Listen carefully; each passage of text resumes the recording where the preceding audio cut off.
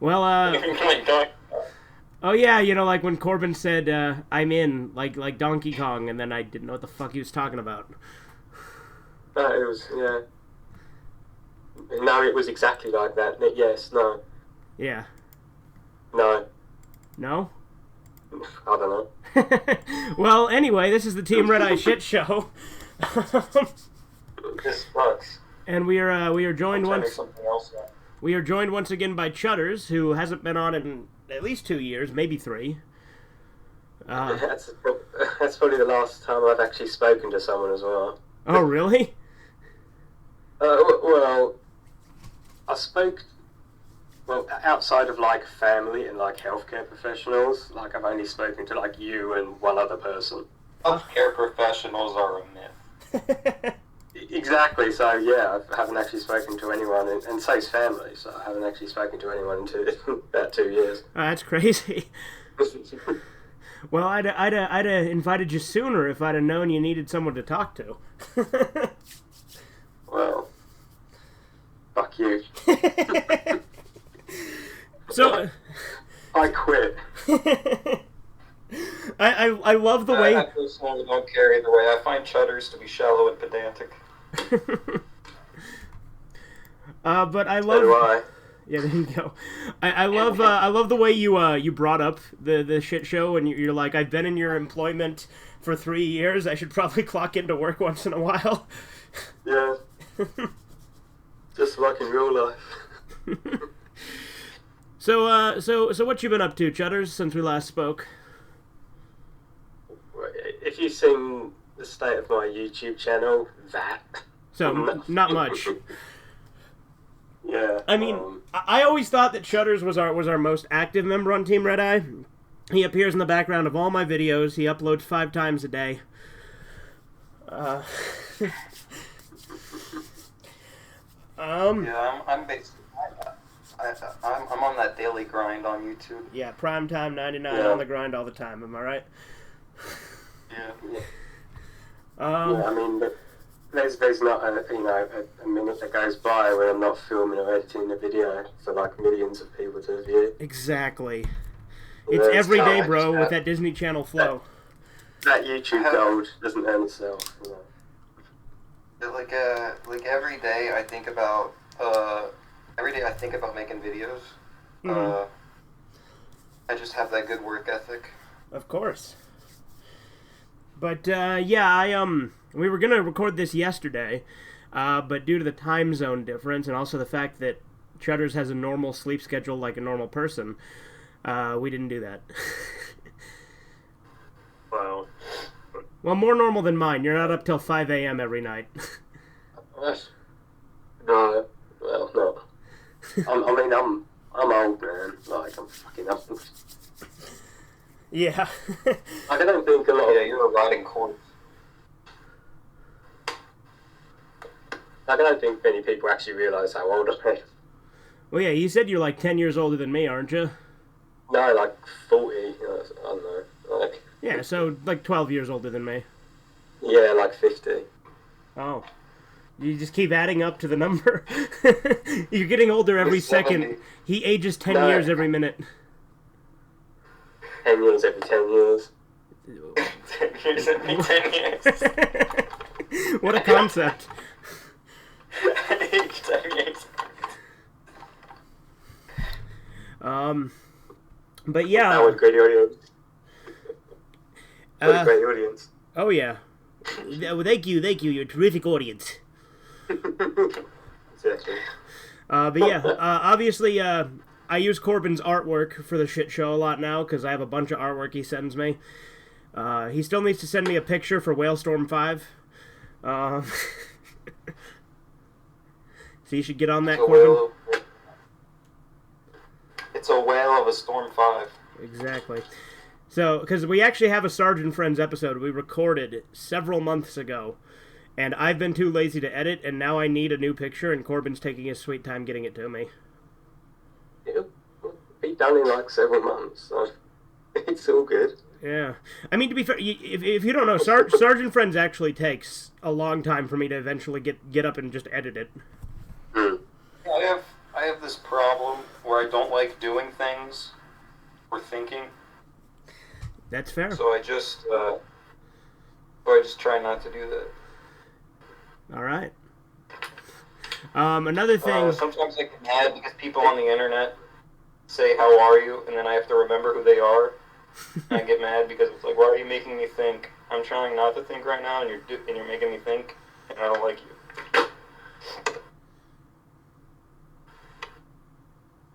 Gotcha.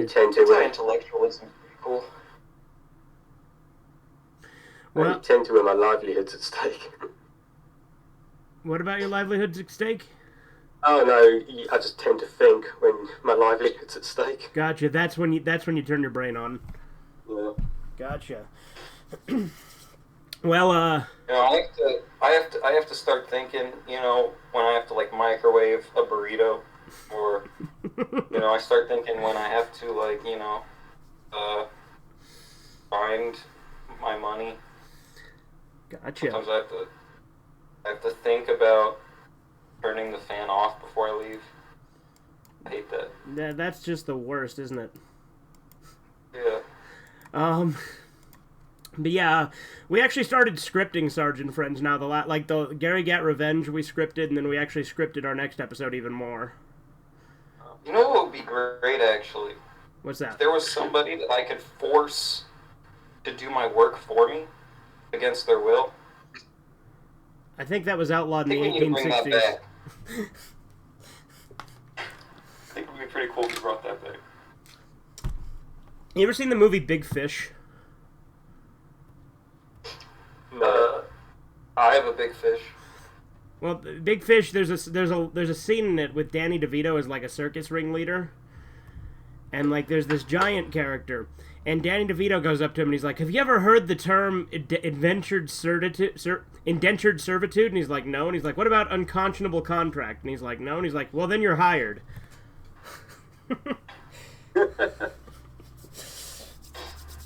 Yeah, Big Fish is pretty fun. It's a Tim Burton movie with Ewan McGregor in it.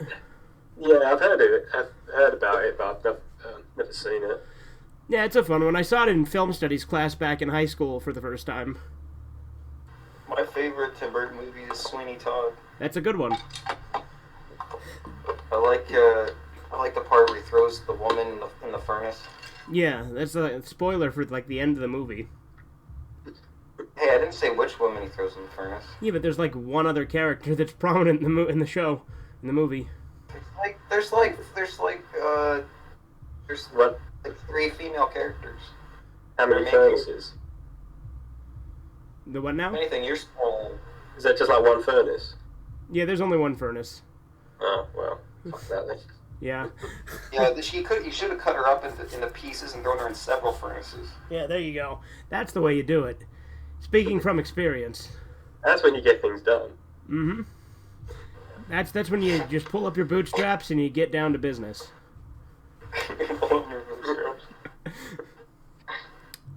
But yeah, I've been playing a lot of Pokemon on stream, so that's what I've been doing with that lately. I want to go back to stream more Fallout 3. I just haven't yet. Yeah, you need to. Fallout 3 is the best. I could literally do anything I ever wanted to do. Yeah? Like, I can eat people, keep slaves, I can sell people into slavery, I can blow up stuff. Oh, jeez, I gotta go real quick.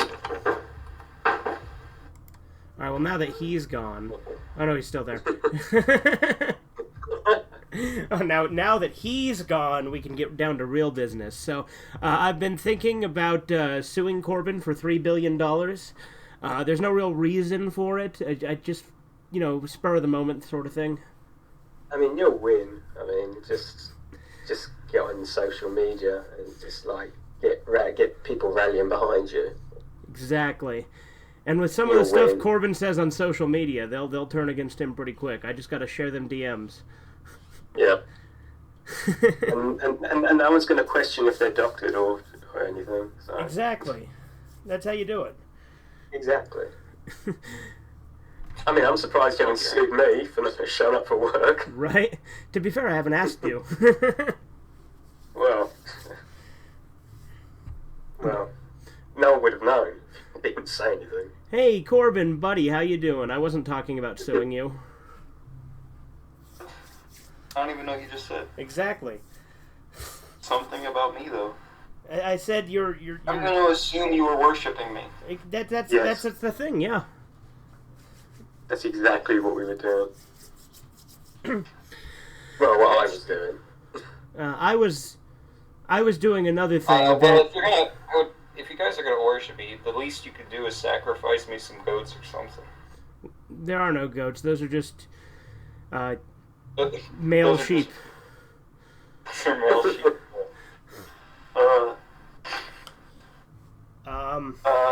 That's something. That's my favorite. That's a Bible story I like where there's what's his name? Is it? There's Cain and Abel. Which one's I can't remember which one's the one that gave God goats, but he was the better one. That's Abel. They've given God goats. That's Abel. Yeah, Abel gave God those goats, and then the other dimwit kept giving him vegetables. Yeah, and then he got God really was like, "What the heck is up with this?" Yeah, and then he got really butthurt because, to be fair though, God's just like, your sacrifice isn't enough, and he's like, "What the fuck, man? I'm gonna kill my brother. Fuck you." His sacrifices sucked. He was giving him corn. If I was God, I'd smite him. I don't want corn. I want goat. You ever eaten goat? No, but I can already tell you it's better than corn. I've had goat. It's pretty good. There's a curry place by where I live that has a goat. I think it's, what was it? Goat on a rope? No. Goat sandwiches? No. It wasn't tikka masala. It wasn't vindaloo. It was goat coconut korma. That's what it was. You put the goat in the coconut and drink it all. There's a guy that is working in the backyard on the telephone pole. Okay. My favorite part of the goat is the goat seat. The garage is open. Okay. Because he had to take his big ladder back there. So don't put the dogs out there. Gotcha.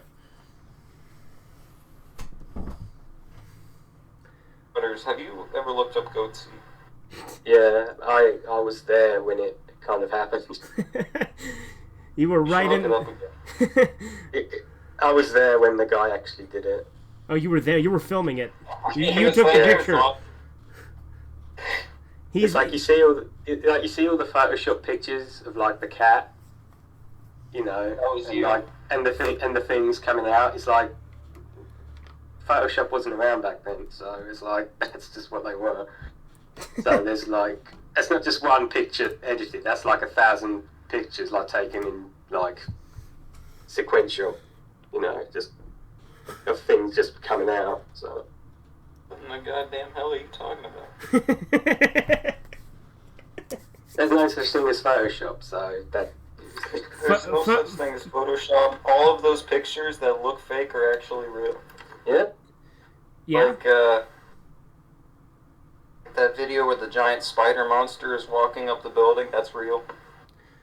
Yeah. 2 Girls, 1 Cup. That's real. Well, that one is real.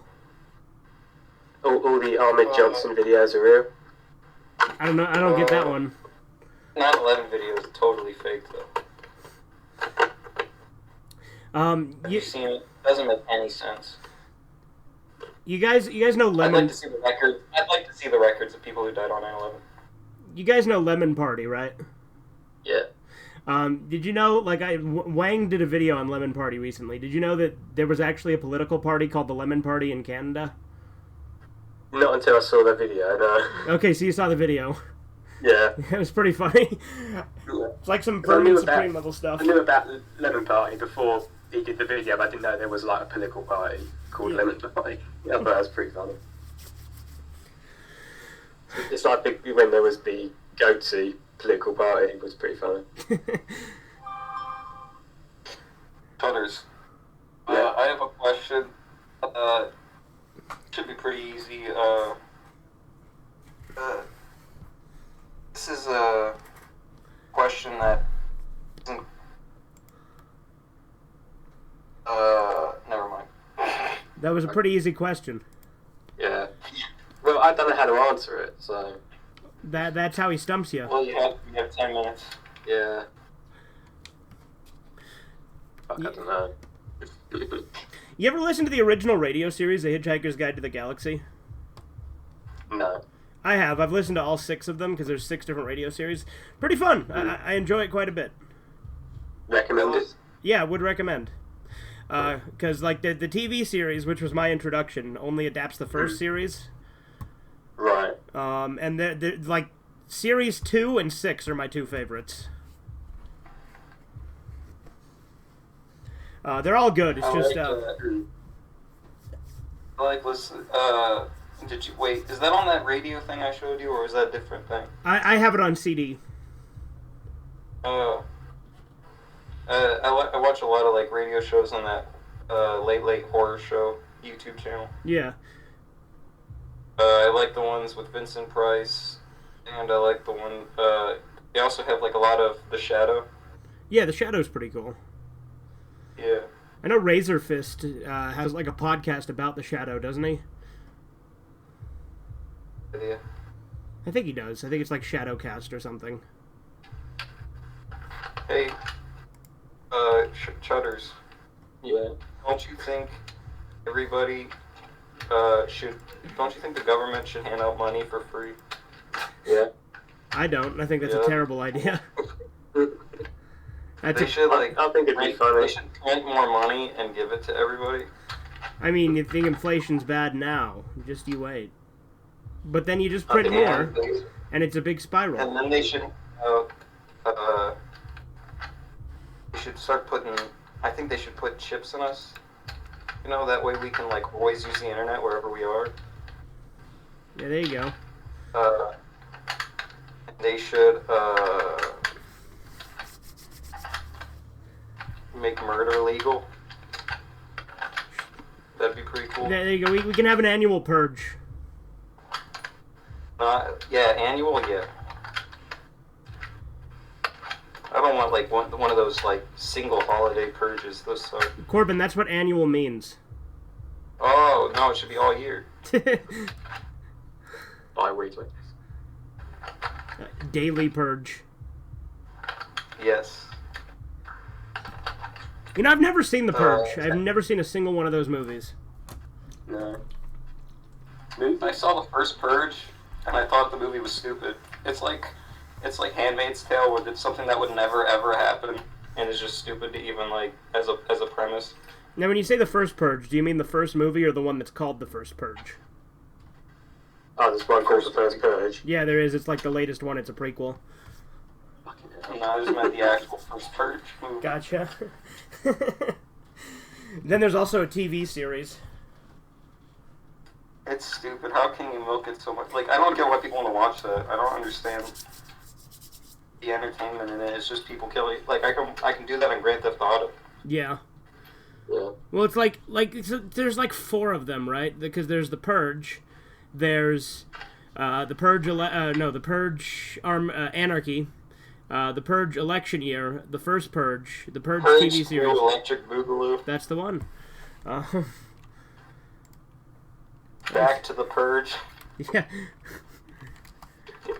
Purge 3, The Purgeoning.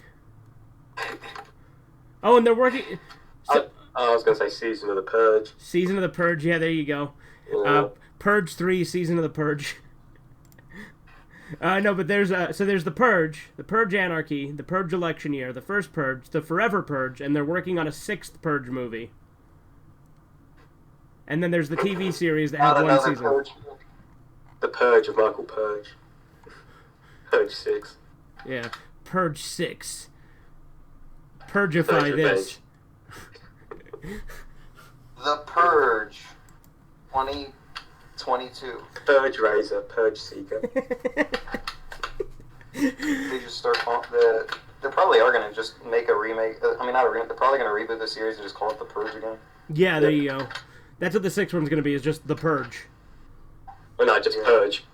Yeah, Purge. They got to take it Purge, they did away with that. Yeah, they do that. God, art is dead. I can't wait for the new Halloween. The Halloween. Yeah, the Halloween. The Halloweening. Yeah, the Halloweening. Yeah. Season of the Halloween. Halloween 3, Season of the Halloween. Yeah. Which is a loose remake of Season of the Witch. This is as you youngsters, you woke folks say, hot take. Well, I kind of like Season of the Witch. So does Corbin. I think it's a fun movie. Not even like unironically, I genuinely like to watch it because it's funny. Yeah, I like the one the kids' heads turn into worms. And Tom Atkins just shouting "Stop it" is like. Oh yeah, the ending. Yeah, just like stop it over again. Yeah. Isn't there like a song that's like 5 more days till Halloween? Yeah. Halloween. Halloween. Yeah. I was really bored the first time I watched it because I was looking to get some ironic enjoyment. I want to watch it again because I feel like I'd have more fun now. I thought Nightmare on Elm Street 2 was a fun movie. Nightmare on Elm Street 2 bores the hell out of me. I don't get it. It's like whatever his fucking name is. Whenever he screams, that's just like funny. I just like Nightmare on Elm Street 2 because I just think I like the idea of Freddy Krueger trying to take over your body. Yeah, I mean it's a cool concept. I just never really liked the movie. I mean, here's the thing. Go ahead. It's a good idea if it wasn't a Freddy film, really. Yeah, exactly. That's what I think. But like also. Well, it was the second movie, and they were like, "What are we gonna do? Have him go in people's dreams again? We need." Yeah, I mean, I do like that they were willing to try something different, but. I mean, that's why, like, I kind of like, sort of, everyone hates the sequel or the film that follows. That's like totally different to the first. That's why I like all of that, because otherwise you get like 500 fucking Mario games which are exactly the same. Yeah. And they never try anything new. Well, which is why I give like so much to like Silent Hill 4. Yeah, that's totally different to any of the others, and everyone like fucking hates it. It's like at least it was something different. I like how Jason Voorhees looks different in every movie. Yeah, that's pretty cool. Like his design changes over time. Like how his mask. The best one is still from the New Blood. The New Blood's the best one. Best looking Jason, I mean. Yeah, no, I would agree. I like how his mask gets more fused into his head. Yeah. That's cool. But that's from, isn't that the one where he becomes like a parasite? Well, in Jason Goes to Hell, they get a little overboard with it. Here's the thing: I used to hate Jason Goes to Hell, but it's actually grown on me in subsequent viewings. I actually don't mind it now. Yeah. It was like I didn't hate it. Like when I first saw it, it was just kind of a bit weird. It was like a massive shift from it. I thought it was boring, except for like Jason's weird mask, like going into his face, and like just like the guy puking up like the weird parasite and then going into other people. Yeah, no, it's a weird movie, but like it's still my least favorite of the original series. But I actually had a lot of fun with it the second time. I think it's funny that they stopped making Jason movies rated 12. Yeah, there's 12 Friday the 13th movies.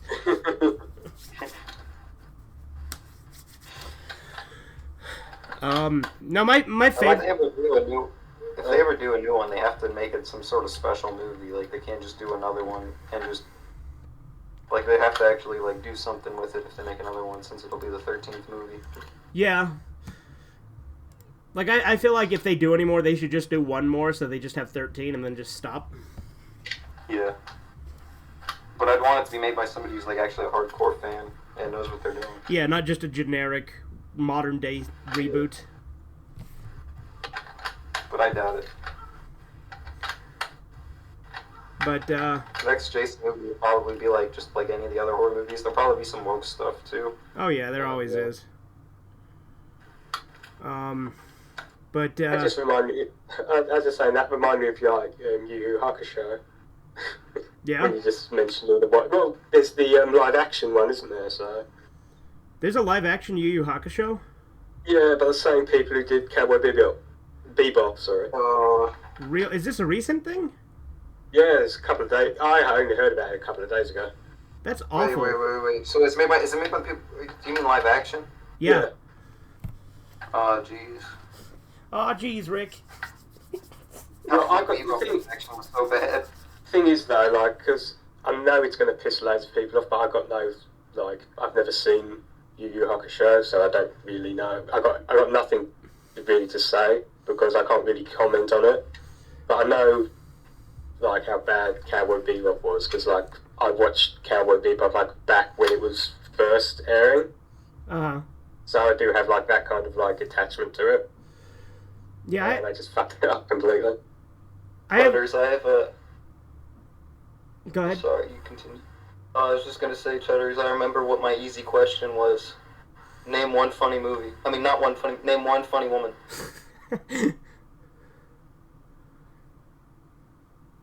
That's a harder question, Corbin. Name one funny movie, Chudders. Can you think of one? One funny movie? You keep fucking up. Funny woman. Gosh darn it. I can name I'm going to answer your first question because that's sort of like you have to answer the first question to be polite. Yeah, there you go. There you go. Halloween 3: Season of the Witch. Yeah, I didn't mean to say movie. I have this problem where I can't say words. Yeah. He fucks up his lines a lot when we're recording. I don't know. I don't really consider that sort of Sergeant Friends fucking up.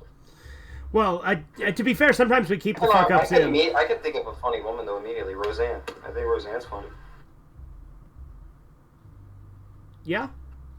I haven't really seen a lot of stuff of hers. I just know of the show, and I know that she got on Ambien and said this chick looked like she was from Planet of the Apes, and then people got mad about that. And she did. That was actually funny. That one did look like she was well, and like I love how like she didn't even know the chick was black. She's like, I thought the bitch was white. Yeah, she just called her a monkey because she literally looked like a monkey.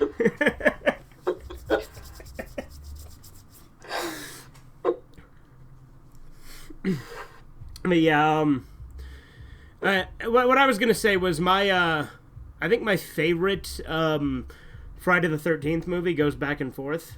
Well, there's that. So I invited my friend to the thing so he could join if he wanted. He just posted some picture of Benson from Regular Show giving a gumball. Yeah, giving a gumball to the girl from Kill la Kill. Which Benson giving a gumball has connotations because, you know, he's a gumball machine. Yeah, that's the noise she's making.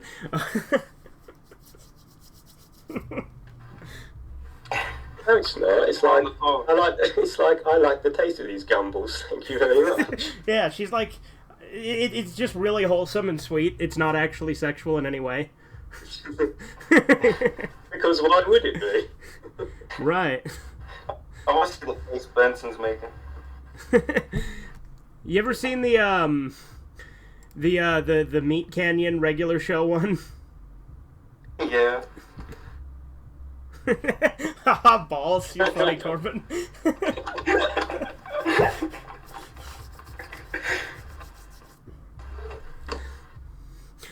You know, I've never seen Kill la Kill. No. No. But I like the outfits alive. Yeah, that's pretty cool. I've never seen. I've seen a video of Kill. I've seen a Zone Tune video of Kill la Kill. Well, so have I, but I've never seen actual Kill la Kill. I've seen more. Like most I've never seen Extreme Ghostbusters, but I've seen the Zone Tune video. Yeah, same. My favorite one is the Extreme Ghostbusters one. Zone hasn't done anything in a while. It's hard to these days when people get mad at you over anything. Yeah, but on Newgrounds still, you can still, like, Newgrounds, there's some pretty crazy shit that still gets uploaded there. Yeah, but you still get, like, criticism. Or not but, like, I don't know, like, you get... Get the mob after you. It's going to be legal or not tomorrow. You know what's going to be offensive tomorrow, you know? Well, yeah, that's fair, but... I've never seen Cowboy Bebop either, the anime even. The anime's okay. I'm not crazy about it, but it's good. Yeah. I wasn't like, because I watched like some of the live action. Like Cowboy Bebop. Yeah. Like,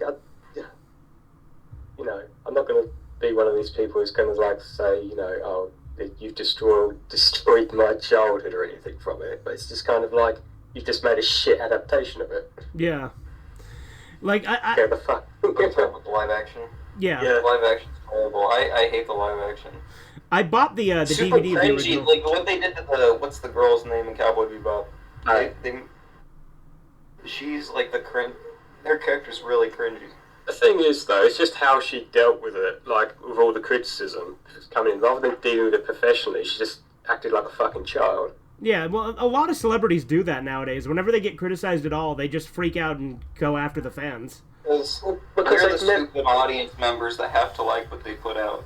The thing is, they're the big ones and we're the little ones.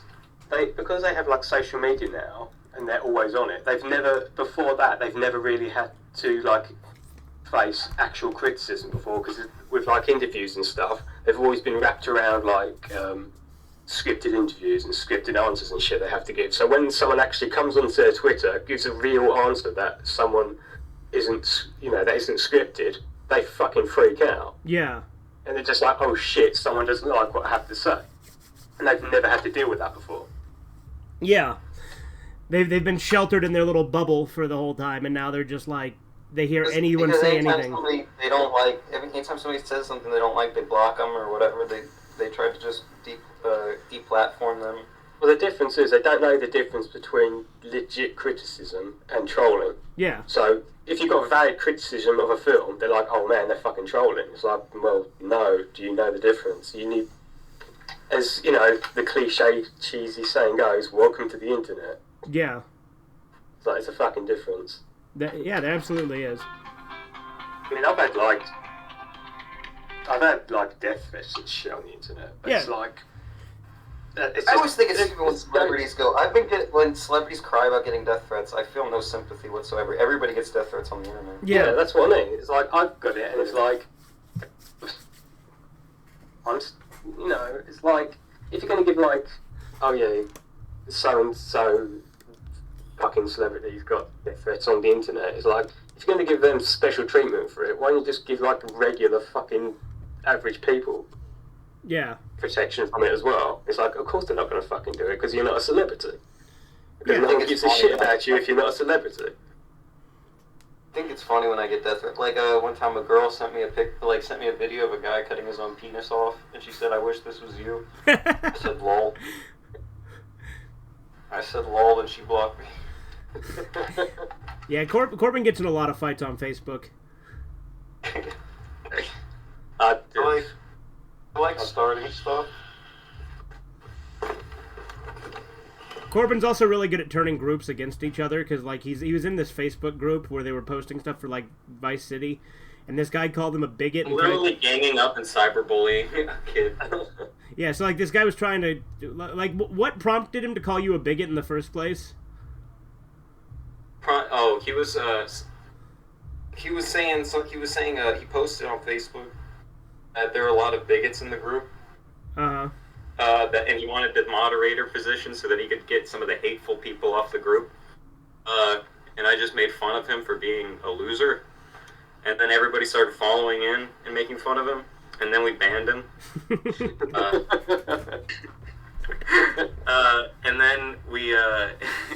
They just started making a bunch of memes about him. And a lot of the memes are like implying that he sleeps with like big black men. And people started putting up like pictures of his sister's boobs. Yeah, the group has devolved into nothing but shitting on this guy now. Yeah, they've even thought about renaming the group Jimmy Anderson Bigot Posting. And so we invited him back. On, and we said, okay, for real, we'll give you the moderator position. And we gave him the moderator position, and then we immediately banned him again. So it's going pretty good. And he said he's going to take legal action, but I don't think he has the power. That's funny. Oh, like on was it like a group, like Facebook group? Yeah, it's a Grand Theft Auto Vice City Facebook group. Right. Okay. Yeah. Now but they've actually made they've made some high quality memes on there. Yeah. Well, most of them are pretty stupid though. I just think it's funny that we're all ganging up on one person.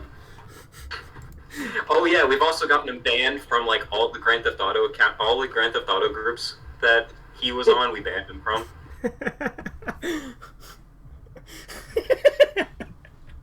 It's pretty funny because they go really hard on him. He started something he couldn't finish. I think that's funny though that he wanted to ban the bigots. The bigots banned him. Well, bigots of the world unite.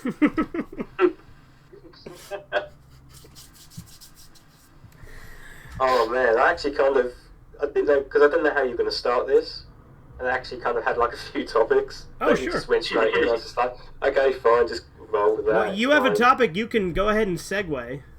Oh, fuck! I don't know what it is now. Oh, Segway Steve. I'm sorry. I was just trying to catch up. You know, that was my goal.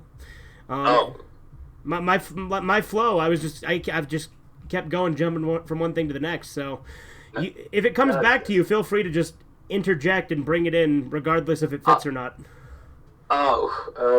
It's just about a potato.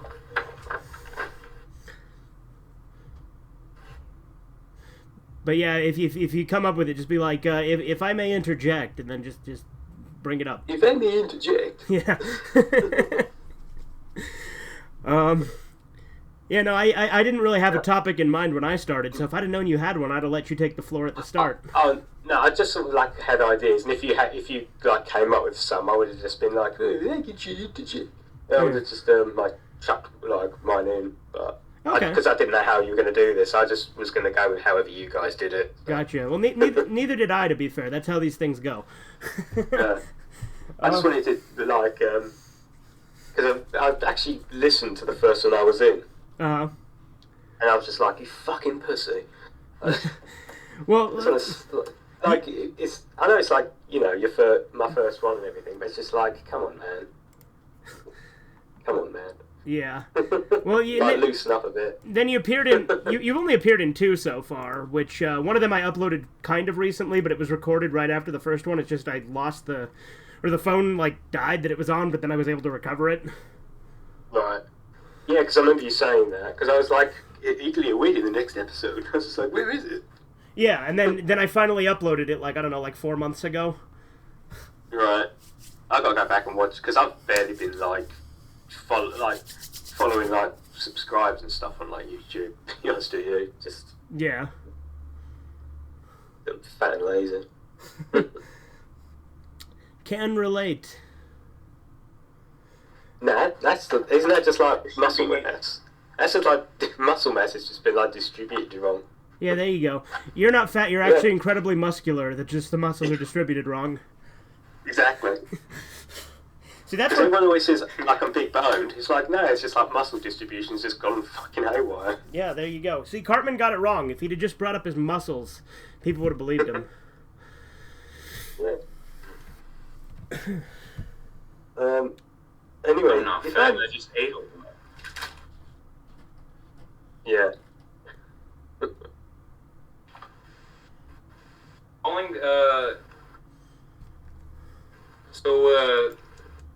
Should there be a fat tax? I mean, I would say no, but Japan has one.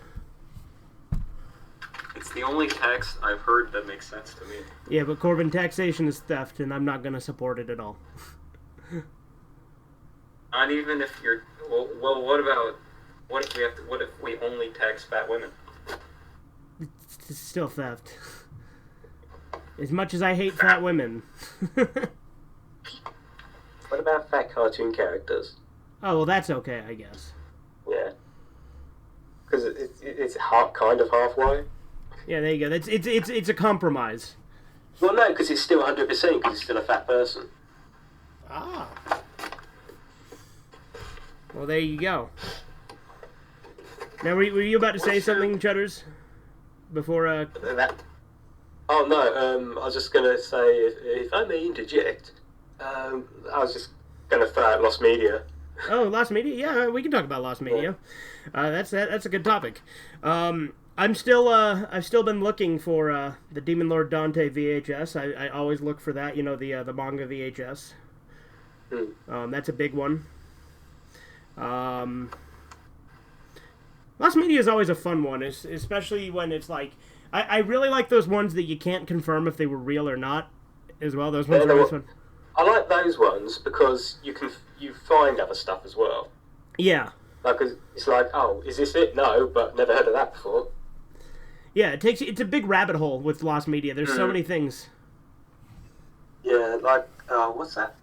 Was it, Saki Sanobashi Go for a Punch one? Yeah. Like, that doesn't exist. Right, obviously. Like, as soon as I heard about that, I was just like, I know someone who's lived in Japan throughout the 60s, 70s, and 80s. I'll ask him. I asked him, and he just said, it sounds like it could be something of like an anthology. Right. Because, I mean, there's just been so much stuff that's just not been released over here. Yeah. And he's just like, it could have been like a television segment or something like that from like an anthology of something that's never been released. Yeah. And he's just like, because like the story, like, for lack of, doesn't sound totally out of the realms of possibility, but like the story that was like presented sounds fake as fuck. Yeah. But it's kind of like that. He just said, yeah, because he's got like anthology stuff like he's used to tape off TV. Right.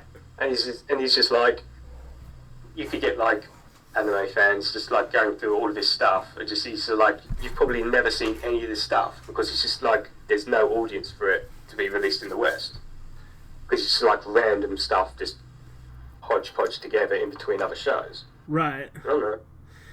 But he just said like it probably exists, but just like not in the context of how the story was told. Yeah. My favorite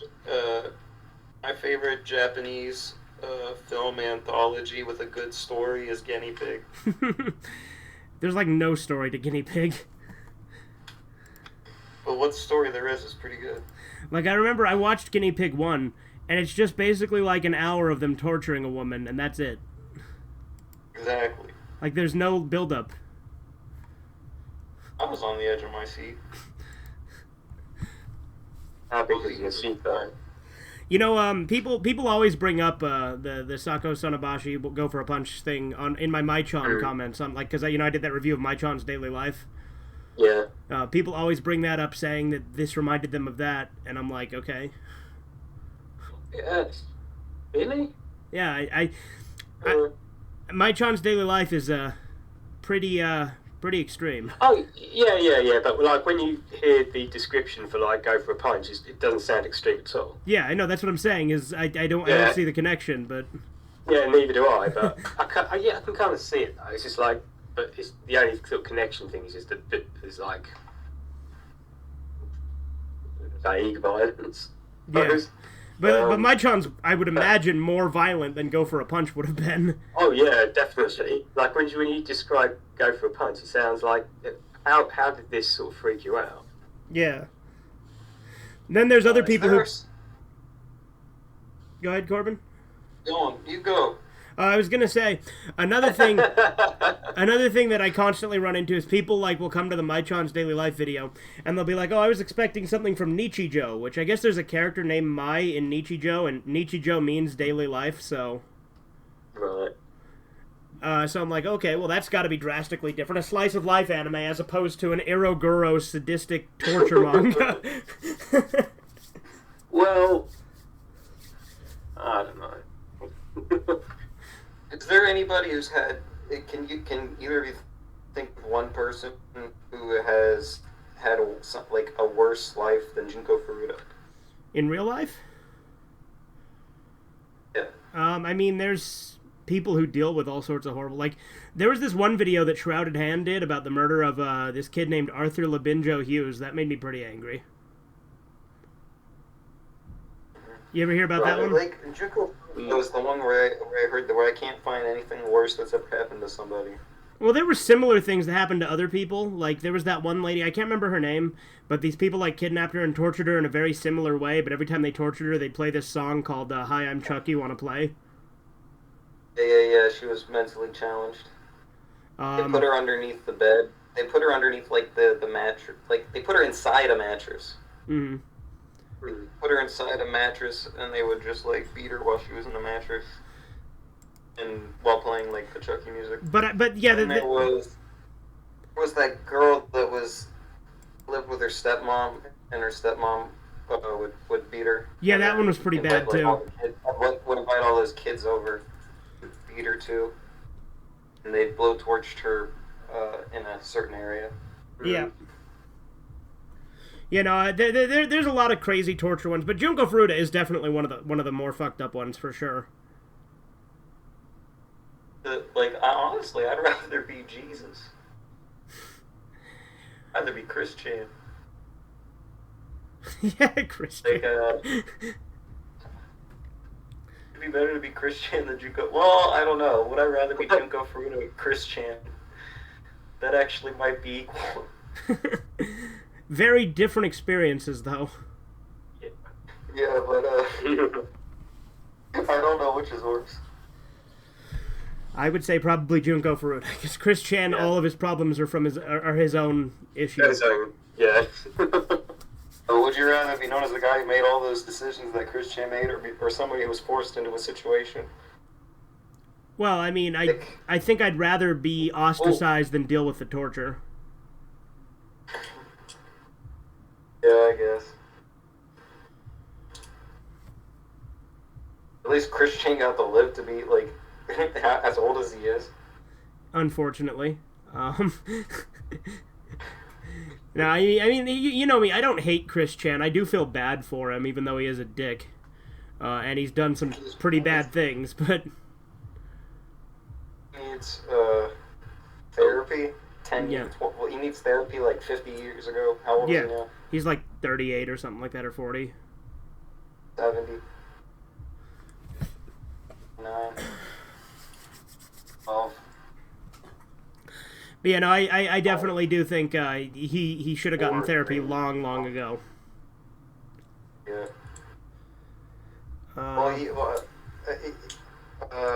His dad should have beat him more. Yeah, maybe. His dad should have given him a good whacking. Yeah. I mean, supposedly his mom... I'll be right back. Okay, there he goes. All right, now about that lawsuit. But yeah. I was gonna say, Lost Media. There's always a lot of fun ones with. I remember there's that one that was like obviously fake. The Day with SpongeBob SquarePants one that like they eventually found out was just like an idea that didn't happen. Yeah, and the DVD cover and everything as well. Yeah, like the DVD cover is like the fakest shit ever because it's just a bunch of like stock images. I don't know if they released it. If there was like a film just released with a stock cover like that, I don't know. There's kind of a charm to it. I mean, it does happen. That's like Werewolves of the Third Reich has a bunch of stock images on it. That movie pissed me off, by the way, because it's called Werewolves of... Go ahead. Is that the one you got for Christmas or something? Yeah. Yeah, and you were expecting something totally different. Yeah, well, like, it's called Werewolves of the Third Reich, so I expected a really cheesy, over-the-top Nazi werewolf movie, right? But what I got was a really bad ripoff of Inglourious Bastards that happened to have, like, 2 minutes of werewolves in it. Oh, okay. Yeah, it was really bad. And, like, the werewolves in it, the masks that they wore were really bad. They didn't even look like werewolves. Have you ever seen The Mask with Jim Carrey? Yeah. You remember the scene where the villain puts on the mask? Yeah. The werewolf masks look like that, except flesh-colored instead of green. That's just like an over-exaggerated face. Yeah, they didn't look like werewolves at all. Oh. And, like, the title's misleading, too, because the two people who are werewolves were leaving the Nazis, so they're not even werewolves of the Third Reich, they were leaving the Third Reich. Yeah.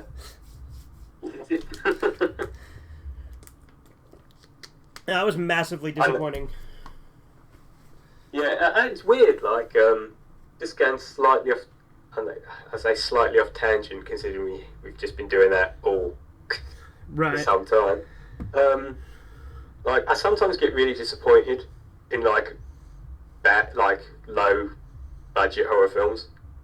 Because I just buy a bunch of them. Yeah. And I think, they sort of stack up there. I think, they're not going to be great. Yeah. But you want a good time watching them. Of course. And, like, if you bought, like, 10 and only, like, 5 are worth watching, you think, oh, man, like I'm genuinely disappointed in, like, 5 bad films. They weren't sort of... I didn't enjoy them. Yeah. It's just, like, a weird sort of... They're bad, but they were actually unenjoyably bad. Yeah. As opposed to, like, I could get drunk and enjoy these. Yeah. Like, that's the thing, is when you're looking for... Yeah. Like, I love me some bad movies, but they gotta be fun bad. Yeah. Because, like... No. Like, one of the worst movies I've seen is... You ever seen Exorcist 2, The Heretic? I might have years ago. It's so boring. I don't recall much of it. It is the most boring movie I've ever seen. I've definitely seen the third one. Yeah, I like the third one. The third one's actually pretty good. Yeah. Perhaps I did see the second one. It just made no impact on me. Because the second one, like, the vast majority of the movie, Reagan is just sitting in this room with a therapist who's got, like, this hypnotize machine, and she's, like, trying to, like, talk to the demon, and, like, they're just sitting in the chair talking for, like, the entire movie, and she's got, like, the demon all hypnotized out talking, and the demon's like, say my name, and she's like, Pazuzu. And of course, I made a joke of that in my silver reviews, I think, when I said, say my name, Pazuzu, you're goddamn right. Breaking Bad reference. Yeah. But, like, that's like the whole movie, is them sitting in chairs talking about it. It's so dull. Like, I don't get it. Yeah. And at least with, you've seen the original Hills of Eyes? I have not, but I intend to. Oh. If you're going to watch that, watch the original sequel as well. Oh, the one? Yeah, I know about the sequel. Yeah.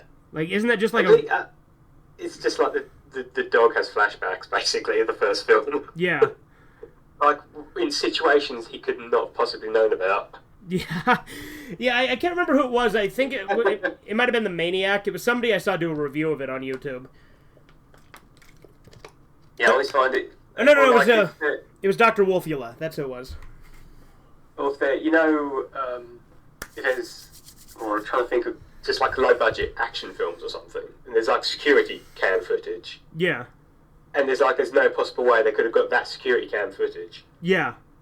Like, it's just like, that's just off the film reel. You didn't even try to get a different angle. Nice. I just like it when they do stuff like that, because it's just like, oh, you didn't even try, but it's funny. Yeah, like kind of like Silent Night, Deadly Night Part 2. Yeah. Like how his brother's just recounting the entire first movie without, like, even scenes he wasn't there for. Exactly, yeah. Yeah, Silent Night, Deadly Night Part 2, like, it's really fun, but, like, it's better to not have watched the first one right before, because 40 minutes of 2 is just summarizing 1. Yeah. It's kind of like, well, it's not actually. I was going to say that's kind of like Evil Dead, but, like, Evil Dead 2 only, like, skims the first, like, 5 or 10 minutes of, like, Evil Dead 1. But, yeah, I can see what you mean with, like, Silent Night, Deadly Night. Yeah. And then there's, like, because there's 5 Silent Night, Deadly Night movies, right? Yeah. I've reviewed them all. I was reading up on them the other night, actually. Yeah. Like, because I was just like, I don't know. I just went down a rabbit hole and I just, like, went onto that. I was just, like, reading up on them. Well, yeah, it becomes an anthology series starting with the 4th movie. Right. Because, like, one is actually a pretty decent slasher, I think. 2 is like so bad it's good, and it's like really cheesy and over the top. 3 is a sequel to 2, but with a different actor, and it's not as fun, but it's still fine. Like, it's weird, because he's got, like, a cyborg brain, and it's fucking weird, but it's fine. Yeah. But then 4 is this weird, like, feminist, like, bug cult. It's really bizarre. And then 5 is a bunch of killer toys, but that were made by this, like, robot. Okay. It gets weirder with each one. I mean, they probably still sound worth checking out just for like how crazy they get. Oh yeah, they're pretty fun. Like I said, I did end up watching and reviewing them all because I had the box set and they were fun enough. Yeah, because I've only seen the first 2, so I knew about the others, but I just thought I'm not going to track them down unless I stole on them. Right. Well, I don't know if it got released in Region 2, but there is a DVD set that has 2, 3, has 3, 4, and 5 all on it. I wouldn't be surprised, because we get like, like DVD flipper discs and stuff. We just get like a bunch of horror films on those. I'm surprised if it's on one of those. Yeah. Probably somewhere. Yeah, I have, I don't know where it is, but I have that, and then I have the double pack that has 1 and 2. Right. So Corbin says 3P or not 3P. That is the suggestion. That's what he says in the chat, because he's got his mic muted at the moment, but he's still typing. So just thought I would share that with the audience. You know, I've noticed doing this on Discord, actually I don't have to constantly adjust the microphone, because that's been a problem I've been running into lately with doing these shit shows with Corbin on Facebook, is my microphone auto-adjusts, because for some reason when Facebook video is on, it'll, like, lower the mic volume, and I gotta crank it back up so you can hear him. I don't know why it does that, because I set it to not do that, but it does that a lot.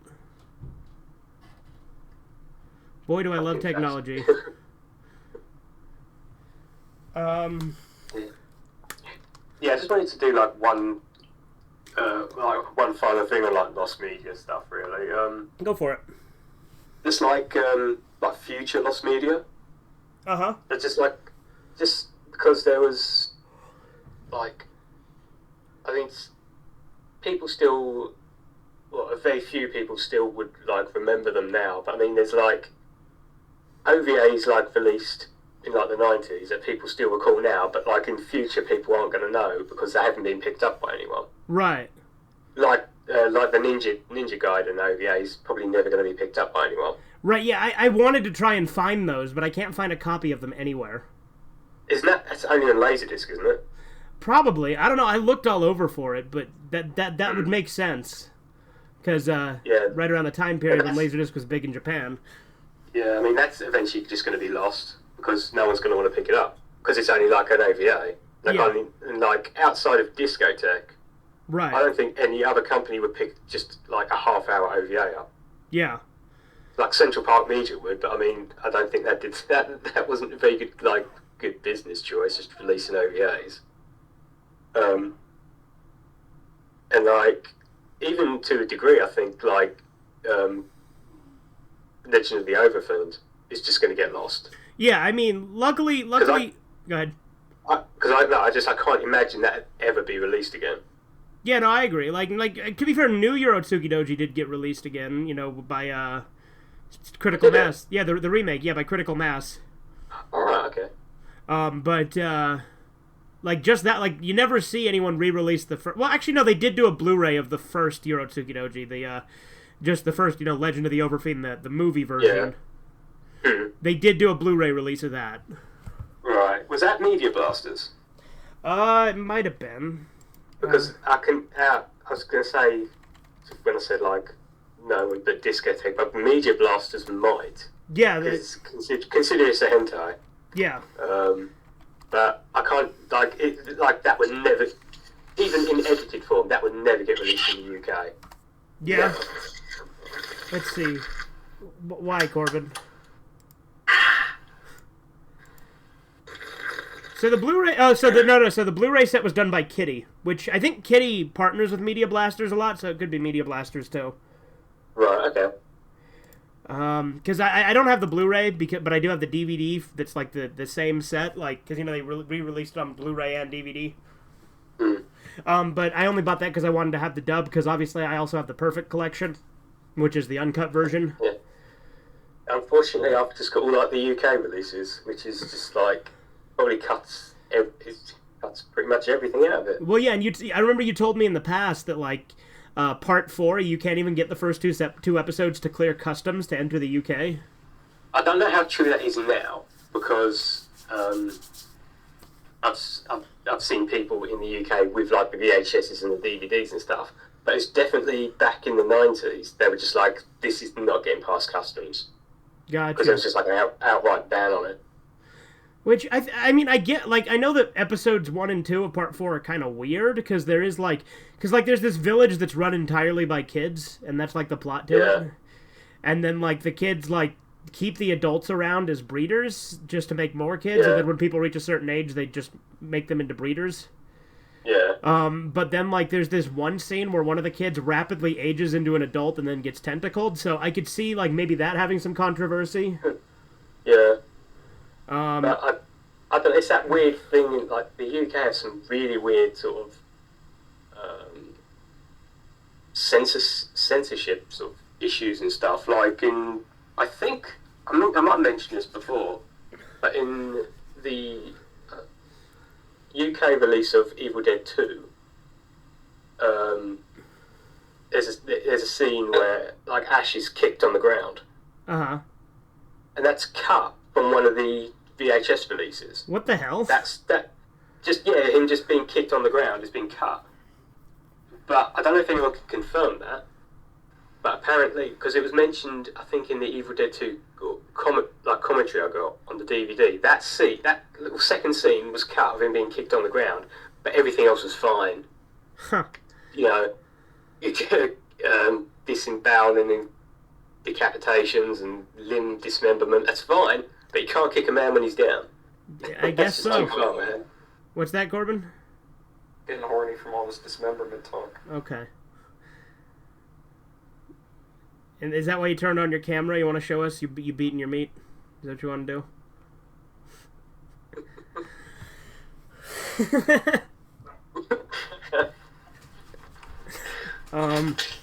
But yeah, that's like, I know that the UK also gets, like, every hentai they get there is always at least somewhat censored.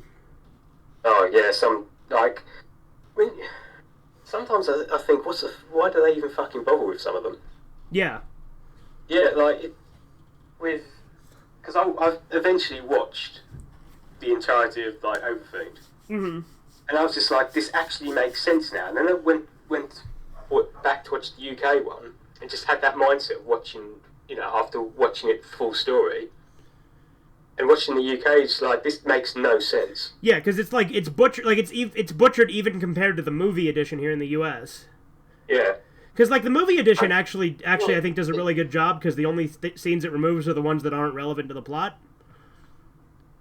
Mm. But, like, I still prefer the uncut version, but the movie edition's still pretty good. Yeah. Yeah, It's nice to find hentai on the internet these days. Yeah, that's true. Like you know, the site that I originally read Mai-chan's Daily Life on, it got taken down. Like, things get taken down Really, nowadays. all the hentai sites I used to use are gone now. Yeah, it happens. All of them. Not a single one of them is still around. What a load of shit. Yeah. Hentai is our birthright, damn it. Yeah. There needs to be full artistic freedom in America. I agree. I was just about to say, it fucking sucks being an anime fan in the UK. Oh, I would imagine. Yeah. You know what we haven't got yet? What's that? Diamond is Unbreakable. Really? How? Are you serious? What the fuck? Ain't got it? Like, did you get Golden Wind, or you just still part No. 3 is the only one you've, like, as far as you've got? Stardust Crusades is the last thing we got. What the hell? Why the hell not? It's the UK. Why fucking bother? I guess. All I can say is thank fuck for Australia. Oh yeah, Because they got it, and they're the same region as us, Blu-ray. So yeah. thank fuck for Australia, man. But like, yeah, we ain't got it. That's We crazy. haven't even got it on Netflix. Yeah, so I hate to live in the yeah, I can't. I don't know how that would like that's got to be awful. Like especially if you're really into anime. The only two countries I have any interest living in is America and Japan. That's it. That's fair. Man, I would move to Australia just to get like JoJo releases, honestly. Yeah. And it's sad when I'm saying that because I've only been into it since like '98. Right. So I say only, but I mean whatever. Yeah, no, I was gonna say. I mean, that's just because India's really interesting. Yeah. They put poop on their heads to grow hair. Well, there you go. They solve male pattern baldness. Literally, they twist their cocks for fun. All right then. You need to see what life is like in India. It's insane. But yeah, No, go on. It's all right. I was gonna say like. I really like old school OVAs. Like that's my go-to type of anime. Yeah. Like, and I kind of miss when anime was like a niche and underground thing in the U.S. Because when it gets mainstream, I just feel like they all become kind of samey. Yeah, I can see that. If you look at like even Central Park Media, just look at the range of stuff they had. Mm-hmm. It was different. Yeah. But I think liberals just ruin everything they touch. I mean, yeah. Not liberals, but I would say normies, just in general. I would say it's specific. I wouldn't say like normal conservative people just enjoy stuff and not make a big deal out of it. Well, I mean now, yeah, but like in the '90s, that was a different story. Like to be fair. Yeah. Just saying that now that it's been given to an American liberal audience, they do with it what they do with everything. Well, yeah. Like I said, that's why I don't like things to go mainstream, because you get a bunch of people who have an agenda to push. They're not a fan of something. They want to infiltrate it and change it to be more digestible to them. Yeah. And that's the whole thing about anime, is it's not supposed to be digestible to us. It's made for a Japanese audience. We just happen to enjoy it.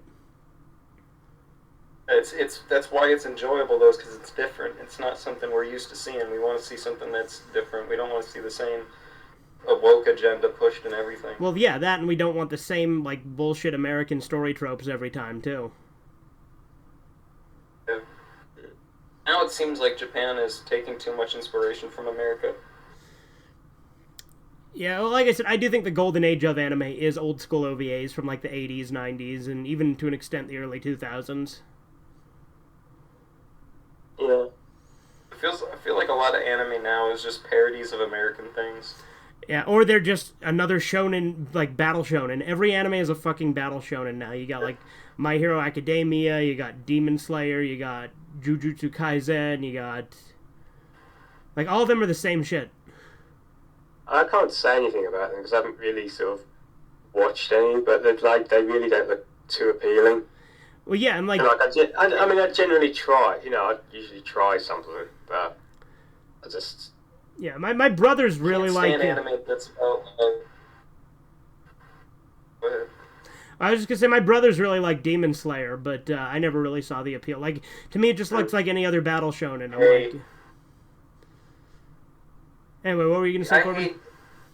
I hate anime that's like always about like a boy who wants to be the best at something, and he's like a simp for a girl, and it has like all the usual tropes. Yeah, well, and it's always like some wiener kid now, whereas back in the day you'd get like a big muscle man. That's actually... Well, at least like if you're gonna have a wiener kid, have him grow into a big muscle man. Yeah. I actually want to see the actual progression. Like I like Naruto, but like he should have been buff at the end. Yeah. I kind of miss stuff like... The whole point is he's trying to become the best. If he's the best, he should be a buff guy. Yeah. I kind of want stuff like just another Fist of the North Star type thing. Exactly. Fist of the North Star is peak anime. Mm. Like, Fist of the North Star, easily one of my favorites. Like, it is my favorite battle shonen because it's different than modern battle shonen because it's a big muscle man who insta-kills most enemies. Yeah. Favorite anime is still Death Note. I like Death Note. Yeah, no, Death Note's great, but like I mean, that's different. You know, that's more of a crime drama with mind games in it. Yeah, there needs to be more anime that are actually about things other than just some guy wanting to be good at something. Yeah. Yeah. The best anime are the ones that get weird. So that was sorry, going back to because I don't really get the chance to talk to anyone about sort of like shit like this because like no one I know is into it. Gotcha. So like I said, I got into like JoJo in about like '98 because and it was in a really weird way because I had like my cousin had like an anime movie guide. Okay. And like I started like when I was like borrowing tapes and shit off him. It's like I was just flicking through the book, and I just found like JoJo's Bizarre Adventure in there. And like the sort of like the description of it, it made it seem like it wasn't. It was like some like this sort of dark supernatural horror type thing. Yeah, I can see that. Like Devilman, and I was just like, that sounds fucking amazing. But it's called JoJo's Bizarre Adventure. I was just like, how does that kind of fit in with like the dark thing it's trying to portray? Right. And I was just like, okay, whatever. And then like, I watched the OVAs. Right. And but again, I watched them out of order because, the first episodes weren't made yet, so I had to watch the original ones from like the '93. Right. So yeah, because with the OVAs, they started with the second half of Stardust Crusaders, and then they did the first half. Yeah. So I technically watched. Yeah. Yeah, I watched the OVAs before they even made the original first half again. Yeah, I always thought that was a weird choice that they start after they get to Egypt. Yeah. But I think it wasn't that done because at that point it wasn't at that time of when it was released, it wasn't planned to come over to the West. So they assumed that most people, obviously, JoJo wasn't a thing in the 90s in the US, really. So yeah. Like the main audience would have been people who already read it in Japan. Yeah, that makes sense. Yeah. And yeah, that was kind of it. And then I bought like the Dreamcast game and all of that. So yeah. And it just kind of, I do find it funny when I see like people in comments and stuff. It's like, yeah, I've been into JoJo for a while. I got into it just after Golden Wind was released, and I was just like, fuck, man, that was like 2018. Right. And I was like, I got 20 years like ahead of you. Yeah. I just find it funny when people say I've been in it for a while. Yeah, and then they just recently got into it. Yeah, and I don't like to say, because it makes you sound like a fucking hipster, but I kind of was into JoJo before people knew what it was. And I wasn't even aware what it was. Because I was watching, like, unsubtitled VHS tapes. Yeah. I had no fucking clue what was going on. I was just like, this is kind of cool, though. Yeah. You know, I saw, like, reviews of the OVAs on Amazon from, like, 2000. Yeah. And, like, the reviews, like, they thought that the game came first, and then they thought that the OVAs were, like, a game adaptation. Because I can't remember what the exact review was, but he said, but it's a fighting game, but it's an anime based off a fighting game, so what do you expect? So I just thought that was funny that they thought that the game came first. Yeah. Which, to be fair, I would imagine that the game could have been the introduction for a lot of people back in the day, because in the US... I think it was because, like, there's like it came out on like PlayStation and arcade over here, didn't it? Yeah. Well, and in the US. Yeah. So. But like, yeah, I just found it randomly in a book. I was just like, that sounds cool, but the name doesn't really match what you're talking about. Yeah. That's kind of drew me into it. What inspiration does JoJo take from Fist of the North Star? I would say it takes a good amount of inspiration from Fist of the North Star, especially in part 1. Like, part 1, I'd say, feel like... Because Joseph Joestar feels a lot like an extension of Kenshiro. But I would say that like the inspiration is there, but it definitely goes in its own direction because it's still very different than Fist of the North Star. Like they're similar in tone, but they're very different.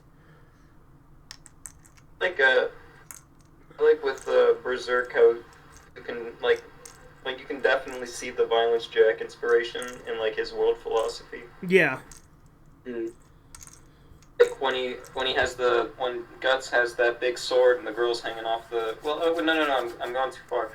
Where the girl is mad at Guts for killing her father, and she's like sad and saying she wants to kill herself, and Guts tells her to do it because if she's weak, then she might as well just kill herself. Yeah.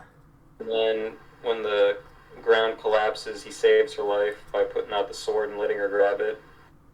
You know, sort of saying to her, like, if you want to live, you gotta, like, actually, you know, try and be strong. Yeah. Alright, tell you what, my mom has been trying to call me for like an hour, so I'm gonna pause the recording and I'll be right back. Chudders. Yeah? What are your 3 favorite anime? Sorry, say that again? Your 3 favorite anime. I gotta get food in a second. You got a what? I get food in a second. Okay. Well, do you want to get that? Because I don't know how long this is going to take me to think about. Okay. Alright. Well, as I expected, there's at least a little bit of dead air, as there always is when I leave these things. Oh no, Corbin's gone. Yeah. No, I just actually wanted to sort of like, is he, because I was going to say like Rabbit Waffles, is he trying to get rid of that? No, he's not trying to get rid of Rabbit Waffles, it's just me and him are on a first-name basis just because we talk so much outside of YouTube. Oh, okay, right. Yeah. So that's all it is. It just feels more natural. No, okay, I just wanted to sort of like make sure before sort of like... Yeah, no, you can still call him Rabbit Waffles. It's just, like I said, it just feels more natural for me and him to talk on a first-name basis. Okay, that's cool. Right. No, I've been presented with a question. Hmm.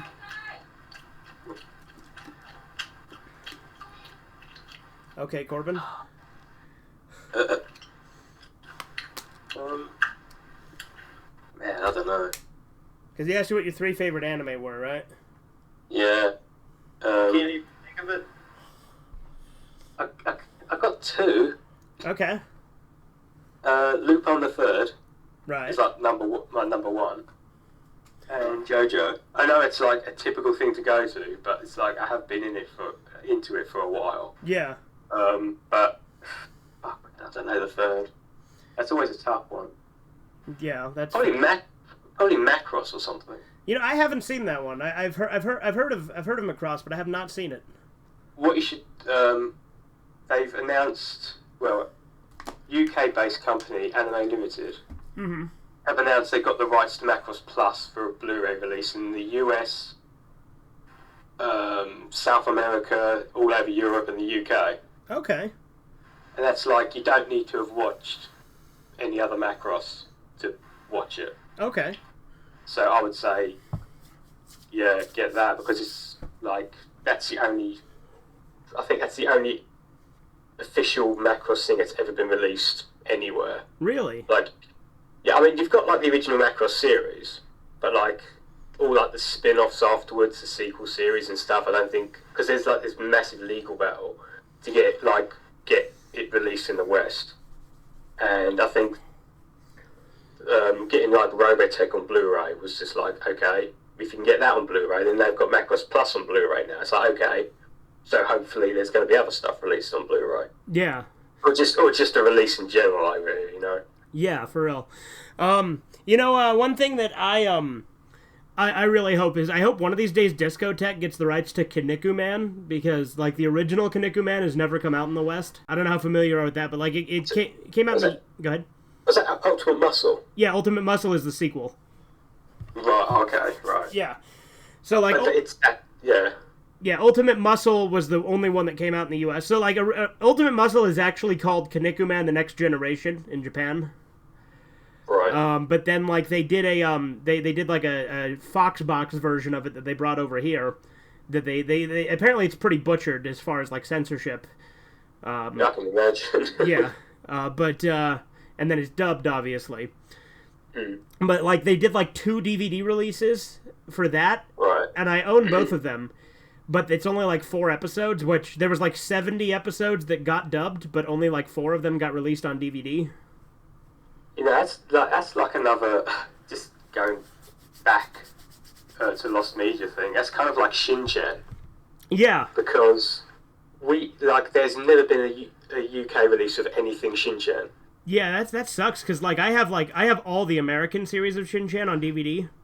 Yeah, because we used to get, I don't know if you've seen it, but Fox Kids in the UK had a very censored, cut down dub of Shin-Chan. Yeah, I don't know if you've seen any of it. I've seen a couple of, like, little segments. I haven't seen, like, a ton of it, but I've seen, like, 2 or 3 segments. Yeah, apparently there was, like, 70 episodes of that dubbed, and the only way you can get those are on free promo DVDs that released in the newspapers and stuff, and like kids magazines and whatever, and 5 volumes of it released in Australia. Yeah, that's got to be pretty rare then. And yeah, I mean, I've only got 3 of the volumes from Australia, and like, so there's like, I don't know, maybe like 50 episodes, just like gone. Oh yeah, that sucks. Yeah, like because the American one, those are rare now too. You know, because like all the sets I have, they cost me a pretty penny to buy. Really? Yeah, like season 3 cost me $140. Man, I don't want to brag. Yeah. Oh, yeah, I picked up all 3 series for like 80 quid. Yeah, you got lucky. Yeah. Because, like, nowadays, like, you can get Season 1, Volume 1 for, like, $50. Right. But, like, everything after that is over $100. Yeah, I've seen, because I was looking for Volume 3. It's Volume... Part 1 of Volume 3. Right. Season 3, Part 1 for, like, the longest time. And it was always, like, over £200 or just, like, ridiculous money. It was always... It's always, like... It was either Part 1 of Season 3 or Part 1 of Season 2 was always the expensive ones. Yeah. But the second half of those seasons always seemed to be like way, way cheaper. Yeah. But with Season 3, both are just like astronomically expensive. Yeah. Because like Season 2, I got Volume 1. Like it's actually kind of funny. I found just the disc to Season 2 Part 1 released on... Like, it was Disc 2. It was Disc 2, Season 2, Part 1, Disc 2. I found that on eBay for, like, $30. I bought that. And then about a year later, I found Season 2, Part 1, Disc 1 with the case for, like, another $30. I don't know if it was the same seller or something, but I got lucky because I bought both discs individually, and the second one came with the case. I was trying to find my Shin plushes, and I couldn't find them. You have Shin-Chan plushes? Yeah. Okay. I have this. Hold on, I have this Game Boy game. The Shin-Chan plushes were my dad's, though, or they were my stepmom brushes when she was my stepmom. Gotcha. I also had, like, a bunch of Goosebumps books, and she gave me the Johnny the Homicide Maniac comic I have. That's cool. Yeah, I have one of the Shin-Chan Game Boy games. There's apparently, like, 3 of them. I have the second one. I don't know, I had one on, like, a bootleg Game Boy cartridge. I couldn't tell you which one it is, though. Yeah, that's fair. Like one of those multi-carts. Yeah, it was like 500. Well, it says 500 games, but it's like 100 because, like, obviously there's a bunch of repeats. They're going to be repeats, yeah. But I went there, but like just going through all of them and just came up with a Shin-Chan game. I always think it's funny when those multi-carts would do that thing where they'd have like 4 different titles for the same game, but it would be a different level of that game for each one. Yeah. I find it funny they would, like, because that cartridge I had was just like the same, like, just like the same old stuff you'd see like all the time, like just like Mario's or Tetrises or Contras and stuff. Mm-hmm. and then they were just like chucking a random Shin-chan going. Yeah, that's weird. Yeah.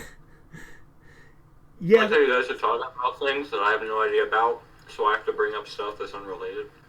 Wait, do you not know what a multi-cart is, Corbin? No, I don't know any of this stuff. So a multi-cart is like a Game Boy cartridge you get that has a bunch of Game Boy games on it, or like sometimes it'll have a bunch of NES games, because they do them for NES, SNES, like there's a bunch of that. So like it's like bootlegs that put a bunch of pirated games on one cartridge. A lot of the times they'd be really bad ports. They would have all sorts of problems, and they would say that they have like 500 games, but really they'd have like 100, if that, and then just repeat them over and over and over again. Or they'd have like Sonic 5, and it would be like some really weird hack. Yeah, or like you'd get like Super Mario 7. It would be a ROM hack of the Flintstones game, which is what caused the Vine Sauce Joel granddad meme. That's where that comes from. Mm.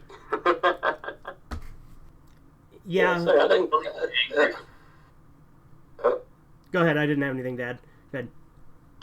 Oh no, I was just going to say, so I kept like dragging you back to like the same thing that I wanted to talk about also. That's totally fine. Like I said, if you want to say something, go ahead, because I honestly don't have anywhere I'm going, so. Because, like I said, this is like the only sort of time, like, none of I ain't got any fucking friends, let's face it. When you get as old as me, you ain't got any friends.